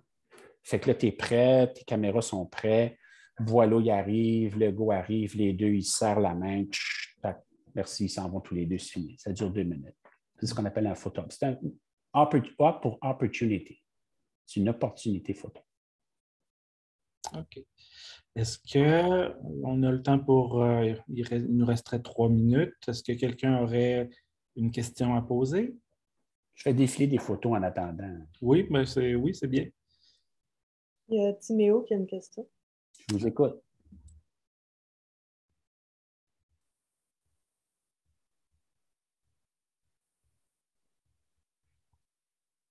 Timéo. On t'entend pas. On t'entend pas. C'est establishing. Ça, c'est un establishing. Elle est originale, par contre, elle n'est pas plate. Elle est fun. Mais on sait qu'il y a 10 000 personnes. On parlait d'establishing. J'attends votre photo en attendant. Je vous écoute. Hein? Est-ce qu'on m'entend? Oui, je vous entends. Non, moi j'avais comme question, qu'est-ce que vous utilisez comme matériel? Moi, je suis en Sony. J'ai Sony A9 et A9 II. J'ai choisi ces boîtiers-là il y a environ 2 ans parce que je trouvais l'autofocus absolument incroyable. Puis il était léger, puis mes épaules me faisaient mal, puis je les trouvais très légers aussi. Fait que je trouvais que c'était une bonne combinaison pour moi. Mais j'ai des 16-35, focale 16-35, wide. Puis quand j'ai fait la manif, j'avais sur une épaule la 16-35 et sur mon autre épaule, j'avais la 70-200. OK? Mais dans mon kit, j'ai tout. J'ai vraiment tout. Là. J'ai une 14, 16-35, 24-70, 70-200. J'ai une 200-600 mm de Sony. J'ai un doubleur qui m'amène à 1200 mm. Quand je suis allé faire Trump, je voulais la maison de Trump à Mar-a-Lago, j'avais ma Sony 600 mm avec un doubleur, ça me faisait 1200 mm, puis j'étais quand même capable d'avoir la maison de Trump, là, de l'autre bord de la rivière. Là. Fait que j'ai un kit quand même pas mal complet. Mais en ce moment, le nouveau Nikon Z9, le Canon et tout ça, c'est toutes des machines de guerre pas possibles. Là. Fait que, honnêtement, vous êtes en bonne main là, si vous êtes dans peu importe les marques. Là. Y a-t-il une marque? photo extrêmement touchante que vous avez montrée du jeune autochtone. Laquelle? La dernière que vous avez montrée. Je ne sais plus, attendez un instant. Je vais essayer d'aller. Ah, peut-être Sinon, il y avait Émilie Couture. Ah. Ouais, cette image-là, moi, c'est venu me chercher là, beaucoup. Ça, c'est la famille de Echaquan. Ouais. C'est les enfants de Joyce Echaquan, carrément. Alors, mais regardez, on parle encore de contexte. Tu arrives sur place, là, lui, il a perdu sa mère. Là, OK? Fait qu'on s'entend-tu, tu te gardes une petite gêne, là, okay? Tu marches tranquillement, tu mets sur le moteur silencieux. À cette heure, les nouveaux mirrorless silencieux, ça, c'est génial. Tu mets ta caméra en mode silencieux, tu t'approches tranquillement. Le père, vous ne le savez pas, là, mais moi, je le connais, le père à cette heure, puis j'ai découvert souvent cette histoire-là. Je le connais, Carole Dubé. Là. Je lui parle quand je le vois dire bonjour, comment allez-vous, tout ça. Son père, il est juste au-dessus de ma tête. Là. OK? Puis le petit gars, il arrive, puis il s'installe en bas, puis tout ça. Fait que moi, je me penche en bas, je fais la photo, tout ça. Mais tu sais, il regarde quand même. Fait que c'est ça, il faut être caméléon, il faut avoir de la sensibilité là, quand on fait ces histoires-là. Je vais vous donner une affaire plate de cette journée-là, mais il y a une collègue qui, malheureusement, cette journée-là, elle n'était pas au courant, c'était qui le père, Carole Dubé, puis elle est allée, écoute, elle était dans sa face, elle ne savait pas que c'était le mari de Joyce Echaquan, puis elle mettait la caméra par-dessus lui, puis après un bout, je suis allé la voir. Je dis, qu'est-ce que tu fais là? Je dis, c'est le mari de Joyce Echaquan. Je dis, tasse-toi de là, Chris. Excuse-moi, là. Mais... Ça revient à connaître son sujet. Hein? Ben voilà. Alors, il faut que vous connaissiez votre sujet là, avant de couvrir quelque chose. Vous êtes chanceux à ce temps avec Google et tout ça, là, avec les plateformes et tout, on trouve rapidement des informations. Mais il y a eu cette journée-là, cette soirée-là, il y a eu des gens, justement, qui ont utilisé le flash. T'sais. Pas besoin de flash. Là. Pourquoi tu mettrais le flash là-dessus? Voyons donc, c'est la lumière des chandelles qui éclaire le sujet. Allô? Il y a des gens qui ont sorti le flash là-dessus. Mais c'est ça. Le doigté. Ouais. Question, Émilie Couture. Oui, je voulais savoir au niveau des autorisations, comment ça fonctionne. Très bonne question. Le code, là, il est très simple. OK? Tu marches sur la rue. Ah, tiens, je vais vous montrer la photo de mes amoureux. Là. Tu marches sur la rue, tu vois deux amoureux en train de s'embrasser. Ils sont sur une fontaine. Puis il fait beau dehors, puis il faut que tu montres qu'il fait beau dehors, puis tu cherches un petit feature. Tu te dis, wow, c'est bien hot, ça. Fait que je fais une photo des deux amoureux qui s'embrassent sur une fontaine. Évidemment, il faut que j'aille les voir. Leur demander l'autorisation après. Je ne peux pas juste mettre cette photo-là en ligne. Fait que je vais les voir, je dis bonjour, j'ai fait une belle photo de vous, vous étiez en train de vous embrasser, tout ça. Puis là, c'est le fun en numérique, tu peux même lui montrer, je vais vous l'envoyer. Tu peux faire ça, hein? Tu peux dire, je vais vous la donner en photo. Fait qu'il dit, ah oui, ça, c'est une bonne façon d'avoir leur accord. Souvent, c'est de leur dire, tu vas leur donner en photo. Là, évidemment, tu regardes ta photo à l'avance. J'essaie de la trouver, là, je vais essayer de la trouver. Puis là, tu dis, ben, c'est quoi votre nom? Ben, moi, mon nom, c'est Wendy. La lanière, ça marche, tu n'as pas besoin d'autorisation écrite. Les releases, puis tout ça, là, vous n'avez pas besoin de ça. Je vous le dis tout de suite, c'est une perte de temps. Légalement, par les avocats, vous êtes protégés. Vous devez demander leur nom, leur âge, puis où est-ce qu'ils habitent. Fait qu'elle a dit, mon nom, c'est Wendy, j'habite à Laval, j'ai 32 ans. Puis l'autre, il dit, moi, mon nom, c'est Scott, j'habite à Toronto, j'ai 44 ans. Parfait. Tu écris dans ta légende photo, Wendy, nanana, de choses, ont embrassé Kevin, tatata, sur la chose. Tu mets ça dans le système, tu es correct. Par contre, voilà les amoureux. Il faut que c'est une belle shot. Tu sais, belle feature d'été, il fait beau dehors, dans le Vieux-Montréal. Elle a été publiée, la photo. Mais l'affaire, par contre, il faut que tu sois hyper transparent. Tu dis, moi, mon nom, c'est Ivano Demers. Dans ce temps-là, je travaille à la presse. Je travaille pour la presse. Je viens de vous photographier. Demain, je vais publier une photo qu'on parle de météo. Puis, je trouvais que c'était le fun de vous en dire. Je trouvais ça le fun. Puis, c'est beau. Le lendemain, c'est correct. Il n'y a pas de problème. Mais il faut que tu dises qu'est-ce que tu vas faire. C'est ça qui est important. Tu es autour d'une école.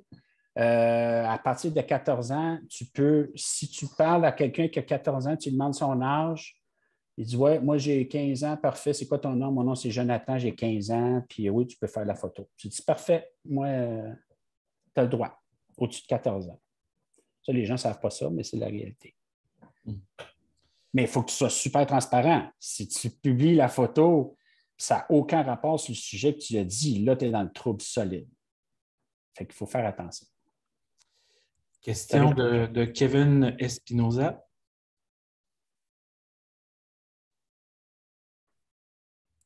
On ne t'entend pas, Kevin. Peut-être demander à Alexandre Cossette. Il n'a pas posé de questions encore, lui. Vas-y. On va OK. prendre les deux. OK. Oui, je voulais savoir si quelqu'un voudrait justement se construire, comme vous avez dit, un portfolio pour faire justement du photojournalisme. Ce serait quoi l'essentiel, les conseils, l'approche à prendre? La variété. C'est la première chose la plus importante, puis la qualité de votre variété. Parce que dans un quotidien, il faut que tu sois capable de tout illustrer. Alors, il faut que tu sois capable de faire un portrait. Ça te prend un beau portrait dans ton portfolio. Il faut que tu sois capable de faire de la nouvelle, évidemment. Moi, au début de ma carrière, je voyais un camion de pompiers, puis c'est pas de farce, là. Je virais de bord, puis je suivais le camion de pompiers. On m'a déjà donné des shots. C'est pas des farces, là. C'est pas une farce. J'avais des scanners. Là, les scanners, ça ne marche plus à cette heure. Là. Les policiers ont pas mal tout encrypté. Une bonne façon de monter un portfolio, c'est de regarder les nouvelles, tout simplement. Regardez jeudi, on le sait, là.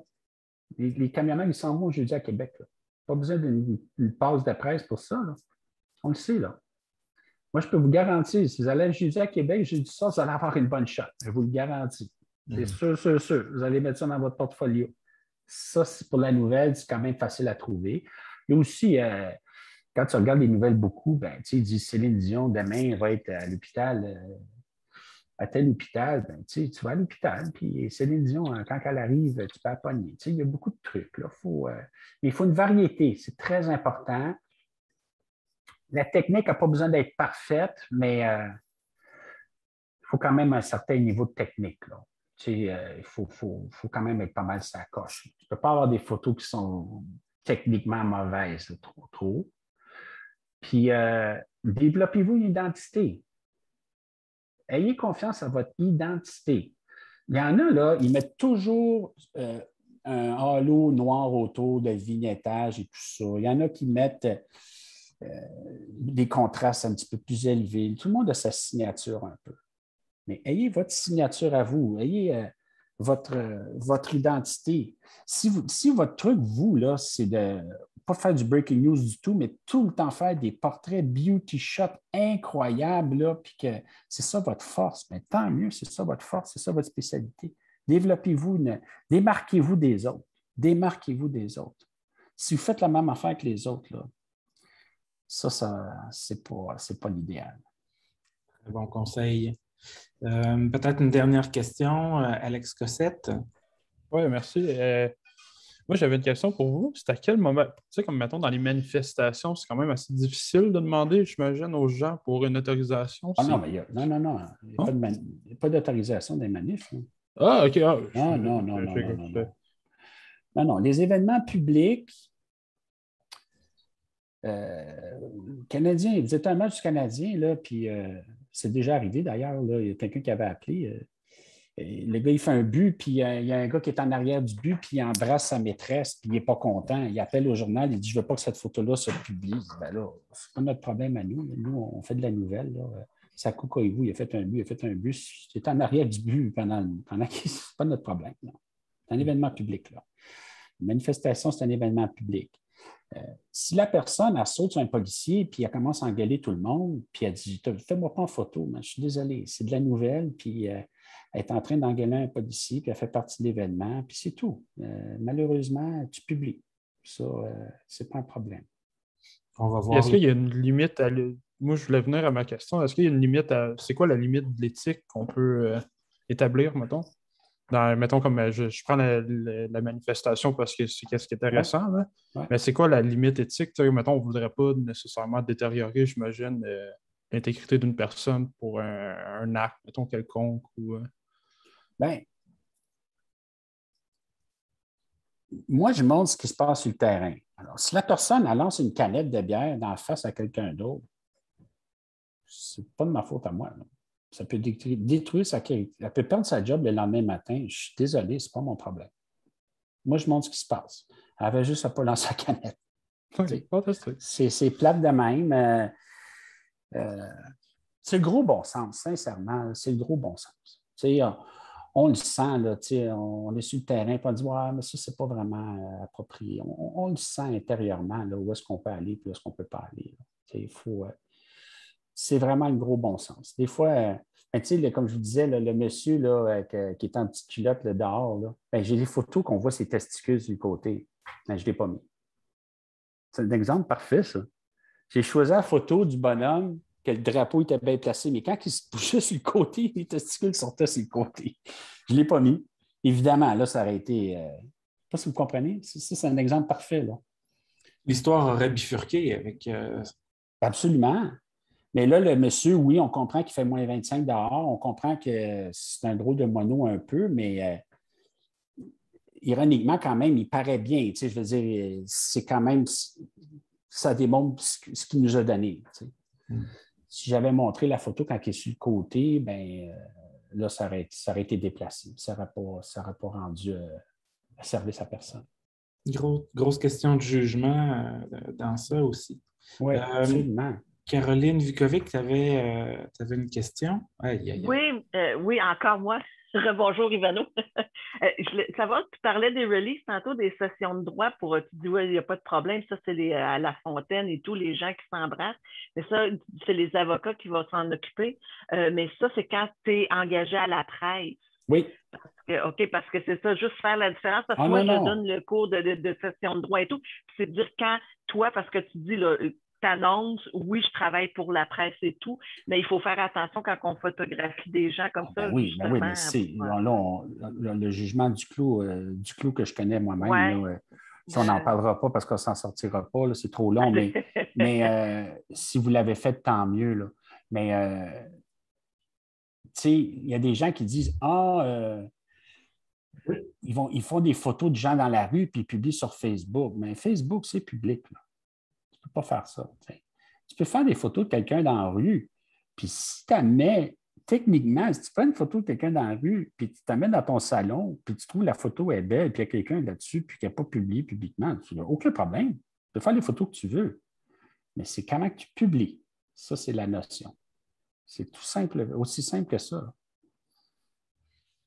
Regardez ici, là, ce monsieur-là, il s'est fait attaquer, là, vous voyez, là. Ben, je marchais dans la rue, je vois un gars qui s'est fait attaquer comme ça. Je l'ai photographié, puis je n'ai pas demandé permission au policier, là.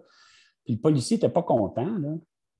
Puis j'étais dans le quartier, je savais ce que d'ici, c'est le district centre-ville, le district 10, le centre-ville de Montréal. Puis notre journaliste il a appelé tout de suite le district, puis on dit, ben là, nous, on a une photo d'un gars qui se fait tabasser dans la rue, puis on veut savoir c'est quoi l'histoire. Puis à la fin de la journée, on savait c'était quoi l'histoire. Okay?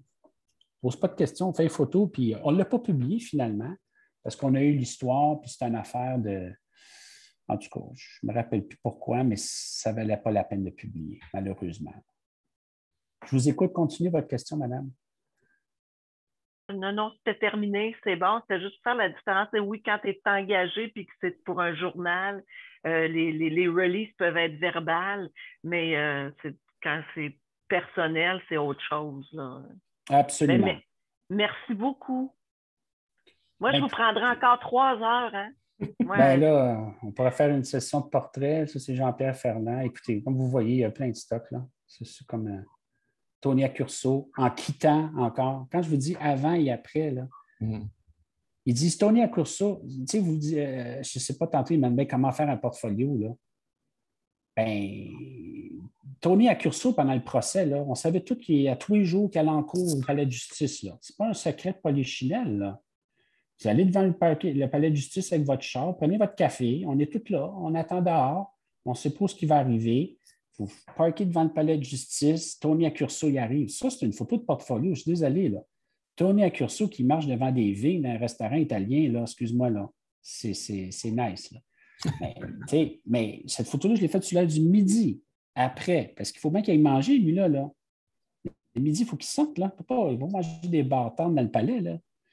Fait qu'il est sorti du palais, puis il marche, il n'a pas le choix, il va dîner. Moi, je l'ai suivi, j'attendais l'autre bord de la rue, il ne m'a jamais vu, je l'ai photographié devant les vignes d'un magasin.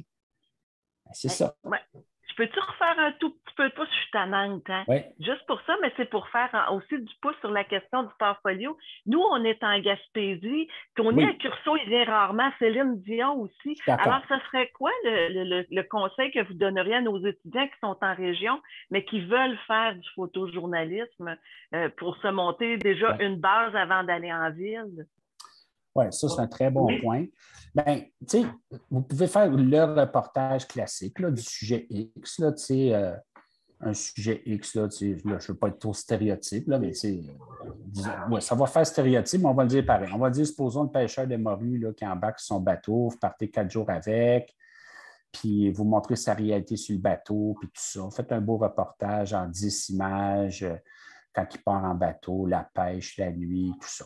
Ça, c'est un beau reportage. Ça, c'est une chose qui est facilement faisable. Ça fait nouvelle, vous racontez une histoire et tout. Ça, c'est un élément. Mais 1 ou 2 reportages après, bien là, il faut faire d'autres choses, effectivement. Fait que, tu sais, la nouvelle, il y en a quand même à l'occasion de la nouvelle dans le coin, bien, il ne faut pas rater son coup. Il faut y aller, ça, c'est sûr. Il faut essayer d'être sur place puis couvrir ce qui se passe. Tu sais. Est-ce que vous avez le temps pour une dernière question? Moi, j'ai tout le temps que vous voulez. Je vous écoute. François-Nicolas, je pense que tu avais une question. Bonjour. Question très simple. Je veux savoir comment tu te sentais par rapport dans les dernières années, on sent que les journalistes deviennent des cibles aussi. Il y avait comme une espèce d'immunité là, du journaliste qui était là, quand il prenait des photos, mais vu qu'il y a un certain président aux États-Unis, beaucoup de journalistes se sont fait taper dessus. Là. Comment tu te sens par rapport à ça? Est-ce que tu crois que ça va atteindre nos rivages aussi? Ben, c'est arrivé. En fin de semaine, là, je ne me suis pas fait taper dessus, c'est correct, là. Mais je peux vous dire que ce matin, quand je me suis réveillé, je ne me sentais pas bien. J'étais down. Je me suis quand même fait envoyer chier pendant 4 jours de temps. Là, puis le problème, c'est que les sources d'information sont variées, puis ce n'est pas de la méchanceté, le genre de clivage qui est en ce moment, la séparation qui est en ce moment entre certains gens et les médias, c'est pas... c'est qu'ils ont accès seulement à des sources qui sont toujours le même genre de sources. Fait qu'ils s'approvisionnent sur Facebook ou peu importe, puis ils ont leurs idées, puis ils regardent toujours le même genre de reportage, le même genre d'histoire et tout ça. Puis eux, ben, ça devient une réalité, tout simplement. Fait qu'il n'y a pas grand-chose à faire. C'est vraiment... C'est très inquiétant. Puis nous, on est considérés, ils appellent ça des mainstream médias. Puis tu sais, je me l'ai fait dire plusieurs fois, là, toi, tu travailles pour Radio-Canada, fait que c'est le gouvernement fédéral qui paye ton salaire, fait que tu n'as pas le choix d'être gentil envers Trudeau. Puis j'ai répondu au monsieur, je dis, ben, tu sais, je vous donne un exemple comme ça, mais tu sais, c'est Radio-Canada qui a sorti l'histoire sur We Charity, puis sur les liens avec la famille Trudeau, puis tout ça, puis Trudeau, il est passé proche d'être obligé de démissionner à cause de cette histoire-là, tu sais, mais c'est des combats qui sont futiles. Ça ne sert pas à grand-chose, honnêtement. Je pense qu'il faut toujours rester calme sur le terrain, parler de façon très posée, tout ça, mais les sources d'information sont tellement variées que les gens, ils viennent vous voir, ils sont convaincus. Il n'y a rien à faire. Là. C'est vraiment, ils sont très, très convaincus. Fait que c'est 2 visions opposées. Fait qu'il faut leur dire, on vous donne la parole. Le problème, c'est quand on veut leur donner la parole, ils ne veulent pas la prendre parce qu'ils ne vous font pas confiance. Ils vont dire, non, tu ne diras pas la vérité, je ne te fais pas confiance, fait que je ne veux pas te parler. Tu dis, bien, dites-le, je vais vous photographier, donnez-moi votre nom. Ils ne veulent pas donner leur nom. Puis en journalisme, bien, ça prend un nom. Ça ne marche pas. Les sources anonymes, là, ça ne marche pas. Ça, c'est désolé, là, mais on est obligé de dire non, donnez-moi votre nom, puis je vais vous photographier, puis dites-le. Vous croyez à. J'ai fait des reportages beaucoup sur toutes ces choses, des théories des vaccins et tout ça, puis je dis, bien, vous croyez que le vaccin qui est mauvais pour la santé, dites-le, on va l'écrire. Il n'y a pas de problème, on va le mettre. Les personnes ne veulent pas. Fait que c'est très difficile à. Il faut rester calme, hein? Il faut rester calme, mais c'est très difficile. Puis depuis Trump, quand je suis allé aux États-Unis avec Trump, là, je l'ai fait Trump, regardez, je vous montre des images, là. j'avais un bodyguard là, israélien avec moi, là, puis je me disais, j'étais content qu'il était avec moi parce que juste de porter un masque, là, il faut comprendre, on est au mois de janvier 2021.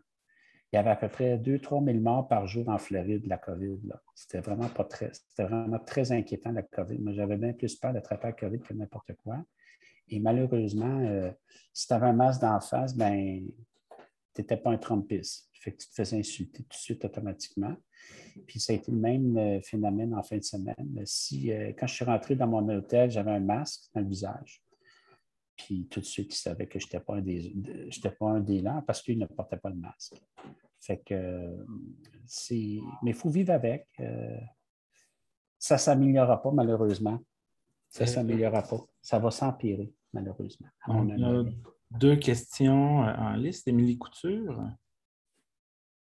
Moi, je regarde ton site web. Actuellement, je suis dans la section portrait, puis je me questionne parce que tantôt, tu disais que jamais le flash sur l'actualité, sur de la nouvelle, mais dans un contexte de portrait comme ça, tu travailles avec quel matériel? Tu parlais de LED. Est-ce que c'est uniquement ça ou est-ce que tu apportes des petits... Non, moi, j'ai toujours... ben là, j'ai comme 4 flashs, là, mais j'en ai 2, là, des petits flashs standards là, qui se déclenchent avec des émetteurs radio. OK? Fait que j'utilise beaucoup ça. Fait que j'ai beaucoup de portraits qui sont faits au flash. Là, mais un portrait, quand je parle de pas de flash, c'est vraiment par rapport à de la nouvelle dans les manifestations. Là. C'est à peu près. Le restant, il n'y a pas de problème. Okay. Au contraire, là, je trouve que c'est bien d'avoir un flash tout le temps avec soi. Là. Puis des DEL aussi, là, évidemment. Question d'étudiant, Éloi. Ça doit te faire quelque chose, Éloi, de voir le reportage sur Ottawa. On en parlait dans une salle de discussion. Tu as une question pour M. Denis? Oui, ben moi, je me demandais, c'est en lien avec ça, justement. Pensez-vous que la désinformation a atteint un point de non-retour? Oui, absolument. Absolument. Ouch. Non, mais écoutez, je vous donne vraiment du fond du cœur. Vous savez, je vais vous donner un exemple. OK? Hier, on marche dans la rue, il y a une femme qui fait cuire de la soupe. OK? Elle donne de la soupe à tout le monde. C'est super cool. Fait qu'on l'approche. Je ne fais pas de photos, comme je vous disais. Attends, je ne sors pas ma caméra tout de suite. La journaliste parle. Là, vous faites de la soupe, donnez de la soupe à tout le monde. Je peux-tu vous parler? Elle dit oui. Elle commence à parler. Elle dit pourquoi vous êtes ici? Elle dit moi, je suis ici parce que ça n'a pas de maudit bon sens, le mandat. Je ne suis pas capable de voir ma mère dans le CHSLD, tout ça. La femme, elle a les larmes aux yeux, tout ça. Pas de problème, là. Tout va bien. On jase, tout ça. Puis, ça dure longtemps, là. Ça dure 5-10 minutes. On jase et tout ça. Puis, à la fin, ça sort du champ gauche. Ça vit... Puis là, on tombe dans la... Là, il y a comme un élément déstabilisant de désinformation qui sort, qui est vraiment complètement... Tu sais, comme...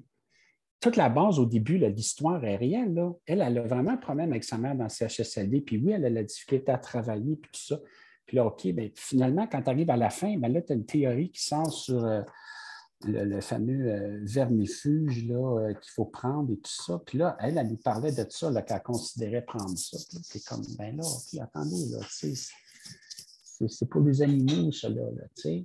Fait que là, c'est vraiment triste parce que cette désinformation-là sur les vermifuges, tu sais, je veux dire, comme pour aider à enlever la COVID, je suis désolé, mais tu sais, ça ne marche pas, là. Fait que là, tu es obligé de dire ça. Fait que là, il y a toujours un élément qui sort à la fin, mais à la base, les 10-15 premières minutes qu'on a parlé, elle a des réels problèmes puis des vraies choses, des vraies frustrations de la vie qu'elle veut régler, cette personne-là. Mais malheureusement, la désinformation cause beaucoup de ces problèmes-là. Puis là, ils sont convaincus de telle théorie ou telle affaire. Puis là, bien, ça cause des problèmes dans la... Puis là, on dit, OK, on va l'écrire. On va l'écrire que vous pensez, vous, que les vermifuges, ça ferait la job et tout ça. Puis la personne a dit non. Je ne veux pas te parler pareil, je ne te fais pas confiance. Mais là, dit, on va quand même la dire, votre version. Puis ils ne veulent pas. Alors, il y a un... Merci beaucoup pour votre réponse. C'est un peu ça, pareil. C'est très exigeant, honnêtement, très épuisant aussi, sincèrement. Avec, Peut-être en guise de conclusion, j'aimerais peut-être ça, si pendant la prochaine minute, ben, vous continuiez de faire défiler peut-être de vos images, je ne sais pas si vous avez une sélection des images qui vous sont les plus chères, là. Oui, je peux vous montrer peut-être des images de mon site web un peu. Ça va être. Il y a plusieurs images que j'ai faites au cours des dernières années, là, mais je peux défiler tranquillement. On commençait avec Kadhafi. J'avais couvert Kadhafi en Libye, une histoire pas possible. J'ai été 2 semaines en Libye avec une journaliste, Isabelle Haché, tout ça. Un bon conseil que je peux vous donner, c'est si vous êtes capable de développer une complicité avec des collègues de travail, des journalistes, c'est très intéressant, c'est très important, ça, d'avoir une bonne complicité avec la personne avec qui vous travaillez. Si vous faites de la photo, puis elle a fait l'écrit, ou peu importe la combine que vous avez, mais c'est primordial d'avoir un bon duo sur le terrain. La personne avec qui j'étais en fin de semaine, on a travaillé ensemble pour Trump l'année passée, justement. Puis, c'était difficile, Trump, là, honnêtement, à couvrir. Puis, on avait bien travaillé. Ça, c'était en Libye il y a longtemps de ça. Ça, on ne le sait pas, mais lui, c'est le fils de Kadhafi qui va probablement prendre les rênes du pays prochainement. Quand je vous parlais d'establishing, on comprend que le pays, ça ne va pas si bien que ça quand même. On voit que le bateau, il est là depuis à peu près 15 ans. Là, qu'il va être là il est peut-être encore là aujourd'hui, le bateau. Malheureusement, on ne peut plus y aller en Libye en ce moment. C'est trop dangereux. On ne pourrait pas y aller en Libye aujourd'hui. Même Radio-Canada, avec des moyens assez importants, là, financiers, ils ne veulent pas nous envoyer. C'est trop dangereux. Ça, c'est Geneviève Janson en vélo, 1/15 de seconde en panne. Il y a une activité cycliste autour de chez vous. Là. Il y a le tour cycliste là, qui se passe dans votre coin. Vous pratiquez, vous pensez à des trucs de vitesse et tout ça. Ça, tu me montres ça dans un portfolio. Là. Moi, je suis patron, là, puis je dis « Oh, wow, quelle belle photo de sport, du mouvement, mais il maîtrise la vitesse. Wow, OK. » C'est intéressant. Tu n'as pas besoin d'aller à Montréal pour faire une photo de même. Là. Ça, c'est un fait divers. J'ai une question. Je vous écoute.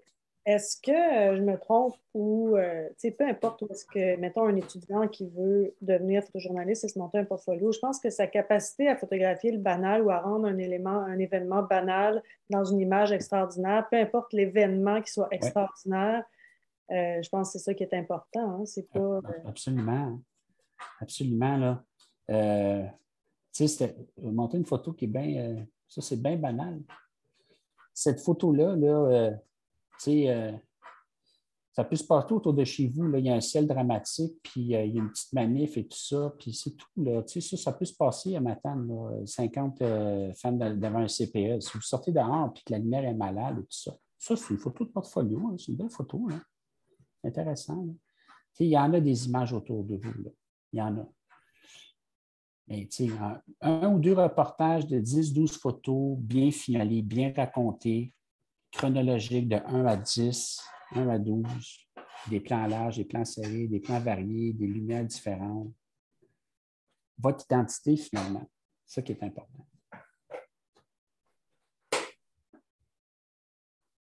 Est-ce que vous tracez une ligne entre le photojournalisme et le photoreportage? Ben, moi, je ne vois pas beaucoup de différence. Pour moi, le photoreportage, c'est sur une longue période, tout simplement. Puis ça, c'est un autre problème, c'est que souvent, il y a des élèves qui viennent nous voir, qui sont allés genre 1 mois en Thaïlande. OK? Fait que là, ils t'amènent un reportage sur la prostitution à Bangkok, en Thaïlande. Donc, 10 photos. OK, c'est bon.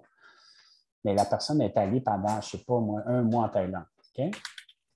Mais la réalité, toi, là, si je t'envoie en Thaïlande, là, il faut que je fasse un reportage sur la prostitution à Bangkok, je vais peut-être avoir 1 journée et demie ou 2 jours. Fait qu'il faut que je produise pareil. Et mon niveau de pression est 10 fois plus élevé. Fait que j'ai déjà vu des photographes arriver avec des portfolios incroyables de photos de voyage et de reportages et tout ça. Puis on travaillait avec nous, puis malheureusement, ils étaient absolument incapables de fournir parce qu'ils n'étaient pas capables de livrer rapidement. il freakait complètement. Il y a une notion de stress et de temps qu'il faut être capable de dire est-ce que je suis capable de le prendre? Il faut être honnête. Là. Est-ce que ça serait une des frontières entre le professionnel et le photographe? Oui, justement, ça, c'est exactement ça. Quand tu es photojournaliste, tu as pas mal moins de temps. Moi, je suis déjà arrivé sur des catastrophes, là, puis tu arrives, tu sors d'avion à 10 heures, puis il faut que tu envoies la photo avant minuit. Là. Il y avait un soldat qui s'était fait tirer à Ottawa, puis on avait trouvé, on avait découvert qu'il habitait à Hamilton. Moi, j'ai pris l'avion 4 heures. Je suis arrivé à Toronto à 7 heures. J'ai conduit en char. Je suis arrivé à Hamilton à 9 h, 9 h 30. Puis on a cogné à la porte de la maison de la victime à 10 h le soir. Puis on a envoyé une photo de la vigile du soldat qui était mort à la presse à 11 h 30 du soir. Et moi, 4 heures, j'étais à Montréal. Fait que, tu sais, il y a le temps, là. Faut high pressure. Il y a de la pression, quand même. On va dire les vraies choses, là. Ouais. Regardez, ça, c'est Je vous parlais de Dawson, là. Ça, c'est Dawson. Ça, c'est Kim Vergil, malheureusement. Là. Est-ce qu'on publie cette photo-là? Non. On a publié celle d'après avec la bâche par-dessus. Mais je l'ai faite, la photo, pareil. Quand je vous disais tantôt, là, je l'ai faite pareil, la photo. Tu as fait. Après ça, tu décides si tu publié ou pas. Celle-là, on ne l'a pas publiée. Ça, on a tout publié ça. Comme vous voyez, j'étais pas mal dans l'action. Là. Fait qu'écoutez, comme vous voyez, c'est très varié. Je vous dirais sincèrement, si vous aimez ça, continuez. C'est ça la base. Tout est dans la passion. Identité. Trouvez une spécialité, je vous dirais. Si vous décidez que vous mettez ça avec une petite musique, tu sais, je fais des blagues, là, mais tu sais, moi, je ne connais pas ça, TikTok, là, mais tu sais, il y a une telle affaire, tu peux spinner ça d'une telle photo, spécialiser rapidement avec un petit peu de musique dans le fond, tout ça, whatever. Peu importe la façon dont vous pouvez vous démarquer des autres, je pense que c'est important aujourd'hui. Ça, c'est vraiment important. Si vous faites tout le temps des plans serrés, c'est parfait aussi. Ils vont dire, OK, faites tout le temps des plans serrés, puis c'est beau, c'est incroyable. Je vous dis pas, moi, je ne vous dis pas quoi faire. Je vous dis ce qui se fait en ce moment, mais justement, peut-être que c'est ça. Tu sais, vous pouvez dire, moi, je vais tellement, mes plans serrés vont être tellement hot qu'ils vont dire, OK, wow, c'est des photos de Janine qui nous fait tout le temps des plans serrés incroyables. Puis, tu sais, ça peut être ça aussi. Il n'y a pas de limite à votre création. Bon, ben, je vous remercie infiniment. Ça a été vraiment un plaisir de vous entendre et de voir vos images. Comme je t'avais dit, Jérôme, ça pourrait durer des heures. Là, j'ai du stock là, on a pu finir, mais là, c'est ça. Écoutez, je suis content d'avoir eu un peu de temps avec vous. Puis, tu sais, ça, quand je parlais de photo, on finir avec ça. Tiens. Quand je parlais de photo-op, ça, c'est un chanteur d'un groupe qui s'appelait Judas Priest. Ça, c'est un photo-op. Il dit, tu rentres dans la chambre d'hôtel, tu as 5 minutes. C'est le lead singer de Judas Priest. C'est au Ritz-Carlton. Tu rentres dans la chambre, tu dis, OK, j'ai éclairé avec un... Dans ce temps-là, je n'avais pas de DEL. Ça devait être un flash. Puis, je l'ai mis devant un rideau, puis il a mis ses mains vers le ciel. Puis, bingo, photo-op. Mais mettez ça une photo, un portrait de même de votre ami, là. Pas besoin d'une vedette. Mettez un portrait de même de votre ami dans votre portfolio. On va comprendre que vous êtes capable de le faire. Ça n'a pas besoin d'être une vedette, là. On se comprend. Allez. Merci infiniment. Yvano, on se reparle à l'extérieur du Zoom. Pas de stress. On s'enverra des courriels prochainement. C'est bon? Parfait. Allez, bonne photo. Merci beaucoup. À plus. Amusez-vous bien. Bye. Merci. Au revoir. Au revoir. Au revoir.